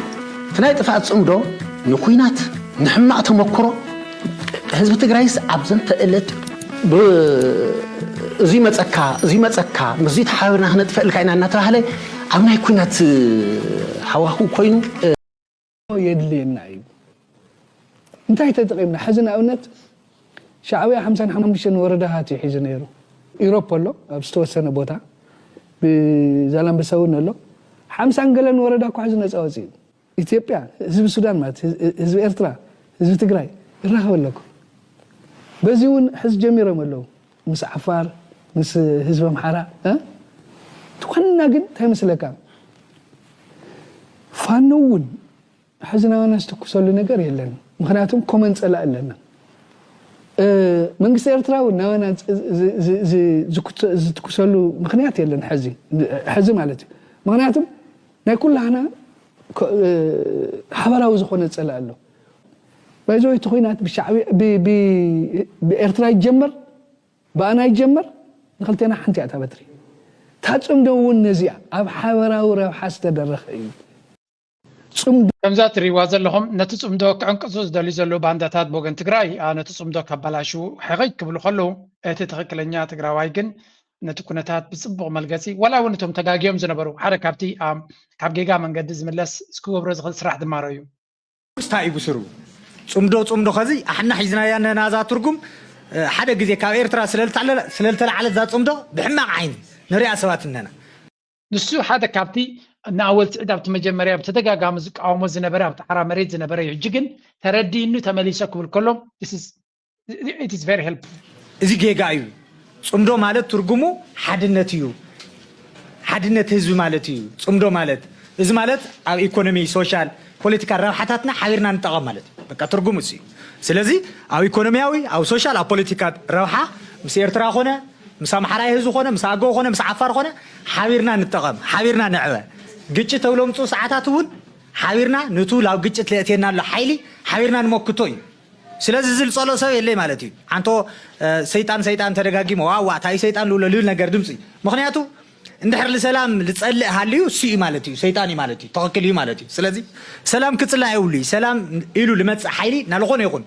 ጎረባብትና ክንቕበል ይግበአና ስለዚ ቅድሚ ሕዝልቱ ጎዳና የኣኽለና ኣብ ዕፅዋይ ክባይ 300 ሲስ ብስሉ ብስነ ስርዓቱ ሲ አመንጎ ዶክመንት ዳዲሲ አመንጎ ትግራይን ኤርትራን ኢትዮጵያ ናይ ኢትዮጵያ መንግስት ባሃገብ ዙ ጉዳይ ሲ ታዩ ነይሩ ታዩ ተፈጢሩ ካብ ናይ ትግራይ መንግስት ምላሽ ከታዩ ሕዚ ሰባት ወጢጦም ናብ ዝኾነ ቦታ ዝወስድዎ ዘለው ከም ሓደጋ ዝሪእዎ ዘለው ኤሊት ክብተን ዝገብርዎ ዘለው ፅምዶ ዝበሃልስ ታይ ማለት እዩ ታይ ተፈፂሙ ትግራይ እንታይ እያ ረኺባ ኤርትራ ከታ እያ ረኺባ ኢልካ ምርዳእ ከመይ ገይሩ ኣቤካ ከመይ ገይሩ ሓላፍነት መውሳድ ኣቤካ እዚ ብስሩ ባይዘወይ በቃ ማለት ክልተ ነገር እዩ ሓደ ጽባሕ ንጎ ተተሸይለልካ እውን ናተይ ይኾነን ኢልካን ዝኾነ ኣካላት ክተርክስ ምድላይ ካብኡ እውን ሰብዚ ከልዕል እንድሕር ኮይኑ ኣብዚ ሰለስተ ኣካላት ኣለዉ ሓላፍነት ክወስዱ ዝግብኦም መንግስቲ ወዲ ወረደ ዝመርሖ ኣብቲ መንግስቲ ኣማኒኤልን ኣለምን ኣለዉ ደብረፅዮን ዝመርሖ መንጀሪኖ ዘለቶ ኣማኒኤል ዘለዎ ፍሳሃ ዝመርሖ ጆን ምግበ ወድን በይተይ ማሾ ዘለዎ ኣሎ እዚ ሓላፍነት ዝወስድ ኤርትራ ካብ ኢትዮጵያ ምፍላያ ስለዚ ከም ትሪእዎ ዘለኹም እቲ ፅምዶ ፅቡቕ ዝኾነ ኣወንታዊ ገስጋስ ኣብ ዝገብረሉ ዘሎ ሓንኮልቲ ኣይሰኣኑን ስለ ዝኾኑ ንስምዖ እስከብዚ ወይስ ተጎዲያ ኤርትራ ካብ ኢትዮጵያ ምፍላያ ተጠቂማ ዶ ወይስ ተጎዲያ ረብሓ የለን ምንም Thank you. نعم أنا ما يرأنني ولا فيكيو ما فيكيو إرترام خلي ندعد بترونك تسونه ولا عن نفسه كيف جزا خمواتيو دحر شعو تقاليسهم دحر إرترات بعد فترة تسعة حدا قال حجي كم زي sometimes كم تقعد كنا من الخير دينام تا إرترا انت ايتي إرترا زبال إرترا تبال تدلا دحر شعو كم إثيوبيا تفعل أوكي مالس كا شوخا كاب إثيوبيا تفعل خا نتا إثيوبيا خا خم تدلي خا يمزلك تدلي أنا معناته إرترا خا إثيوبيا مفلاسي what is the sense تاي عينايت sense بقى عيناي تدلي موت سنو مالتي تا هاجرنا من تا إرترا لبينا تفعلات أوكي لازي حجنا من تا كلمة سينا مو تتحوس دو أتلست ولا إرترا إثيوبيا تبايلنسي كم هاجر سينا زيكاس ناي زيجنتو بس معزة ونقدر كتفترة اللغة كلها حج أنا زي من البعض كم دفرت وكم صوتها خي مسلم نقولهم كم أتوز أبيت هذا اللغة تهاجر كابت بعداوي سرعات كحارة أنت وصلت تهاجر قلناي وحدات سبات هذا الله أنت إنا أبزي تهزبنا هناس إن أنت إنا زي دجال هذا الله نجم مسجزية بزوج عندنا كنسمع مزعبا زي سبزي حدا كتصحفوا رأيهم علقو حدش فيروسيو أكم زكون داي زكمات كجمر كله دما تصبغيو لذي إيرترا بزعبا إيرترا مس إثيوبيا كتحوس هلا وازبل حسابنا نسمع زلنا I think መምላስ ዘድልየ ይመስለንን ምክንያቱ ንነፍሲ ወከፍ ዕብዳን ክንምልስ ግዜ ክህልወና ይክእልኒ እዩ ግን እንታይ ዓይነት ቫይረስ ይፍኖ ከም ዘሎ ጥራይ ንክንፈልጦ ኢለ ዝህበኩም ዘለኹ ሕጂ ናብቲ ናይ ኤርትራ ክንሰግር እስከ ቅዱስ ወፍሪ ናይ ነፃ ሕክምና ብደቂ ሃገር ንደቂ ሃገር ዝካየድ ዘሎ ወፍሪ እንታይ ይመስል ንምክትታል ንውሕስነት ሕሙማት ኣልባሳት ናይ ሓካይም ተኸዲና ንውሽጢ ኣቲና ክንሪኦ ኢና ንስኻትኩም ምሳና ክትከታተሉ ዕድሜና እዩ ሰናይ ምክትታል ለይቲ እዮም ንጥፈታቶም ጀሚሮም ዘለዉ ኣብ ፅዑቕ ስራሕ ካ እዮም ተፀሚሮም ዘለዉ ክቡራት ተዓዘብቲ ሕጂ ምስ ሄድ ነርስ ናይዚ ሆስፒታል ምስ ቤነሽ ፍረዝጊ እየ ዘለኹ ዝኸበርኩም ተዓዘብቲ እንኳዓነ ናብዚ ቅዱስ ወፍሪ ኣንከልኩም ኣዝዩ ደስ ደብል እዩ ብጣዕሚ ኢና ናጎስ ንድኻምና ንፃዕርና ናብ ግምት ኣእቲኹም ሞያና ተቃልሑ ምንፃኹም ብጣዕሚ ኢና ነመስግነኩም ከም ትሪእዎ ዘለኹም ናይ ዓይኒ ክንክን ኣብ ኤርትራ ዝግበር ዘሎ እዩ ኣርእሲ ናይታ ቪድዮ ኤርትራውያን ብኤርትራውያን እያ ትብል ፅብቕቲ ዘረባ እያ ሓካይም ናይ ውሽጢ ሃገር ንኤርትራውያን ዝወሃብ ዘሎ ናይ ዓይኒ ኦፕሬሽን ወይ ከዓ ሰርጀሪ እዩ ዝንገር ዘሎ ብሓቂ ደስ ዘብል እዚ ግዜ ኤርትራውያን ክኢላታት ኣብ ትገ ዘሎ ብኩሉ ዓውድናቶም ከም ዝናገበሩ ብፍላይ ኣብ ዓውዲ ሕክምና ዘሎ ሰብ ተኣኪብካ ከምዚ ኢልካ መፂኻ ሂወት ናይ ሰብ ቃል ብቃሉ ከተድሕን ትኽእል ኢኻ ንሓካይም ጥራይ ግን ዝግደፍ ኣይኮነን ኣብ ኩሉ ዓውዲ ሰብ ብእኩብ ናይ ኔትወርክስ እናተሃነፀ ከይዱ ብዙሕ ነገር ክንገብር ንኽእል ኢና ኣብ ስዊስ ዘለኹም ነዛ ቪድዮ እዚኣ እንተሰሚዕኩም ምናልባት ኣብ ስዊስ ሓደ ናይ ፕሮፌሽናል ኔትወርክ ኣቑምና ስለ ዘለና ፕሊዝ ኮንሳልት ግበሩና ኣብቲ ማሕበር እተዉ ዝተፈላለየ ሞያ ዘለኩም ትምህርቲ ዘለኩም ሞያዊ ሓደ ኔትወርክ ከፊትና ኣለና ቅድሚ ሕጂ እውን ነጊረ ነይረ ኣብ ካልእ ሃገራት ድማ ኣብ ነፍሲ ወከፍ ሃገር ምሁራት ዝእከብሉ ፕላትፎርምስ ክንሃንፅ ኣለና እንተለዉ ድማ ከነሕይሎም ክንክል ኣለና ነቶም ንኣሽቱ ናብኡ ከም ዝመፁና ብምግባር ድማ ከነሕይል ክንክል ኣለና ከምዚ ኣብ ኣሜሪካ ዝገብርዎ ዘለዉ ከሪየር ደይ ተባሂሉ እቶም ሞያ ዘለዎም ነቶም ንኣሽቱ ህፃናት መንገዲ የርእይዎም ኣሜሪካ ብፍላይ ዲያስፖራ ናይ ኤርትራ ኣብዲስን ከባቢኡን ዘለዉ ናይ ብሓቂ ኣብነታውያን እዮም ስለዚ ከምዚ ኢልና ኢድ ንኢድ ተተሓሒዝና እንድሕር ከድና ኢና ንሃገርና ቁም ነገር ክንገብረላ I make more per hour maybe for the airplane that I fly, right? So what some people will do is they'll go to let's say my airplane right here 767 ከም ንሪኦ ዘለና ናይ ብሓቂ ደስ ዘብል እዩ እዚ ንሪኦ ዘለና ነቶም ህፃናት ኣብ ካልእ ዕድል ክረኽብዎ ዘይክእሉ ብኣሕዋቶም ንዖም ዝመስሉ ከም ዝከኣል ንከኣምኑ እዩ ዝገብሮም I'm really happy ነዚ ነገራት እዚ ክንርኢ ከለና ንቐፅል ናብቲ ሃገራዊ ጋንታ ኤርትራ Today's game day. Alhamdulillah, what a great opportunity this is. To represent your nation is something that you never take lightly. This is something that I've been dreaming about since I was younger, and subhanAllah, it came true so fast. ከም ትሪእዎ ዘለኹም ኣባል ሃገራዊት ጋንታ ዝኾነ ፋሂም ኢብራሂም ዝገብሮ ዘሎ ብሎግስ ኣይ ሆፕ ኤርትራውያን ተተባብዕዎ ፋሂም ኢብራሂም ትብል ኣብ ዩቱብን መፂሎ ስለምንታይ እቲ ፀወታ ጥራይታ ክለብሲ ናይ ሚድያ ዓቕሚ ክህልዋ ክኸል ኣሎ ዊ ሪሊ ኒድ ሃይላይት ክገብሩ ዝኽእሉ ነቲ ኩሉ ምንቅስቃሳት ናይታ ጋንታ ብቪድዮ እናቀድሑ ብስእሊ እናቀድሑ ናብ ኤርትራ ከምፅኡልና ዝኽእሉ ናብ ሚድያ ከምፅኡልና ዝኽእሉ ሰባት የድልዩና ኣለዉ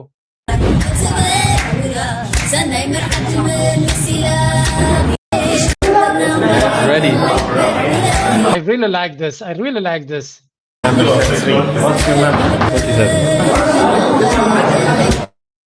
We really need this kind of ስእልታትን ቪድዮታትን ኣነ ናይ ብሓቂ ደስ ዝበለትኒ እያ ታንክ ዩ ፋሂም keep it up ከምዚና ንደሊ ዘለና ነቲ ፀወታ ዘርእየና ሰብ ንደሊ ኣለና ዝቐድሓልና ኣብታ ትርፊ ግዜኹም ኩሉ ኣብ ሚድያ እንተወሪዱ ድማ ነታ ጋንታ ዓብዪ ፍናን ክህበና እዩ ነቶም ቲፌዞ ድማ ኣብ ጎኒ እታ ጋንታ ኮይና ክንከታተል ሓንቲ ዘረባ ኣብዚ ኣብ ሶሻል ሚድያ ሰማዕኩዋ ኣላ እስከ ስምዕዋ እዘን ሃገራዊት ጋንታ ኤርትራ ዝበቅዕ ተፃዋታይ ዝተባህለ እቲ ሃገራዊት ጋንታ ኩሉ ግዜ ዝበለፀ ተፃዋታይ ክትሕዝ ስለ ዘለዋ ዝበለፁ ተፃወቲ ክትመርፅ እቲ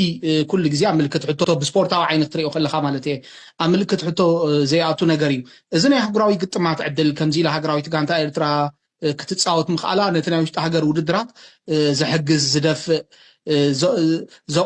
ዘቁርን ዘይኮነስ ነቲ ናይ ውሽጢ ሃገር ውድድራት መሊሱ ዘዕቢ ክኸውን እዩ ዘለዎ እቶም ናይ ውሽጢ ሃገር ውድድራት ንከምዚ ዓይነት ኣህጉራዊ ፀወታታት ኣብ ግምት እትዮም ኣብ ዕላማ ሒዞም ንክሰርሑ እምበር ንዕኦም ሞራሎም ዝቀትል ዓይነት ክኸውን የብሉን ቀንዲ ነዚ ክንዛረብ ዘለና እውን ንሕና ኣብዚ ሚድያ ዘለና ኢና ቀንዲ ዕላማ ናትና ኣብ ደገ ዘለው ተፃወቲ ኣብቲ ሃገራዊት ጋንታ ስለ ዝመልኡ ንሕጎስ ዘለና ከይመስለኩም እንታይ ደኣ ኤርትራ ናይ ኩሎም ኤርትራውያን እያ ደገ ዘሎን ውሽጢ ዘሎን تزبلت تالنت دما مس غزيكا وشتي كمت I know this مغنياتو تي hunger تتمت اتنا عوت صمي ابي ኤርትራ زياده زلو ስለዚህ ንግዚኡ ምናልባት ምስ ዘሎ ኩነታት ናይ ሃገርና ደገ ዘለው ተወዳደርቲ ክመስሉ ኹሉ ኾንዮም ወይ አጽብለልትነት ከርእዩ ኹሉ ኾንዮም ምስ ዘሎም ዕድላትን ጸጋታትን ክንሪዮ ከለና ምስ ግዜ ግን ግዜ እንተሪብካዮ ኣብ ደገ ዘለው ኣብ ውሽጢ ዘለው ዝያዳ ታለንት ክኾኑ ከም ዝኽእሉ እየ ዝርዳኣነ ብፍላይ ነፍሲ ወከፍና ኣብ ደገ ዘለና ድማ ምስ ግዜ ነናትና ክለባት ክንሕዝ ነናትና ግራስሩት ቲምስ ሒዝና ንዖም ክንድግፍ ተጀሚርና ነናትና እኳ እንተይኮነ ብሓደ ኮይና ሓደ ኣብ ገዛውቲ ድዩ ኣብ ዓበድ ከይዲ ድዩ ገለ ናሽቲ ቆልዑ ሰፖርት ክገብረሉ ዝኽእል መንገድታት እንድሕር ፈጢርና ታለንት ኣብ ኤርትራ ብቐሊሉ ክወፅእ ክእል እዩ ቀርኒ ኣፍሪቃ ድማ ብፍላይ ኤርትራ ድማ ናይ ታለንት ቦታ ኣለዋ ናይ ታለንት ሜንታሊቲ ኣለዋ ወይ ናይ ኣብ ላዕለዋይ ደረጃ ፐርፎርም ናይ ምግባር ብቅዓት ከም ዘለዎም ንርኢ ስለ ዘለና ነዚ ነቶም ኣብ ውሽጢ ዓዲ ዘለዉ ኣጆኹም ንስኻትኩም ኢኹም ቀንዲ ነቲ ሃገር ንዓኻትኩም ቀንዲ ትዕድል እዮም ዝብሉ ዘለዉ ሃገራዊት ጋንታና ናብ ኢስዋቲኒ ከም ዝኣተወት ገለገለ ቲፌዞ ድማ ምስኣ ከም ዘለዉ ዘርኢ ስእልታት እውን ርየ ነይረ ኣብ ካልእ ግዜ ድማ ዝተፈላለዩ ስእልታት ናምፃኹ ከርእየኩም ክፍትነ ዓወት ንሃገራዊት ጋንታና ተስፋ ንገብር ኣቶ ያሬድ ኣቤክስ ፈለው ዘይትገብርዎ ዘለኹም ኣቶ ያሬድ ፈለው ግበርዎ ብዙሕ ፅሑፋት ብዛዕባ ተፃወትናትናን ታለንትናትናን ዝፅሕፍ ዘሎ እዩ ያሬድ ተስፋይ ኣቤክስ ፈለው ግበርዎ ኣብ ፌስቡክ ንህሉ ኸውን ኣነ ስለዘይ ኣለኹ እምበር ኣብ ኤክስ ግን ናይዚ ሓደ ፍሉይ ጎልጎል ዝበሃል ታለንት ናይ ኤርትራ ብዛዕባኡ ፅሒፉ ነይሩ ሕጂ ቴክኒካዊ ኣማኻሪ ናይታ ጋንታ ኮይኑ ዘሎ እዩ ከምዚኣቶም ዝኣመሰሉ ኤርትራውያን ንክንፈልጥ ዝሕግዘና ካልኦት ንኣሹ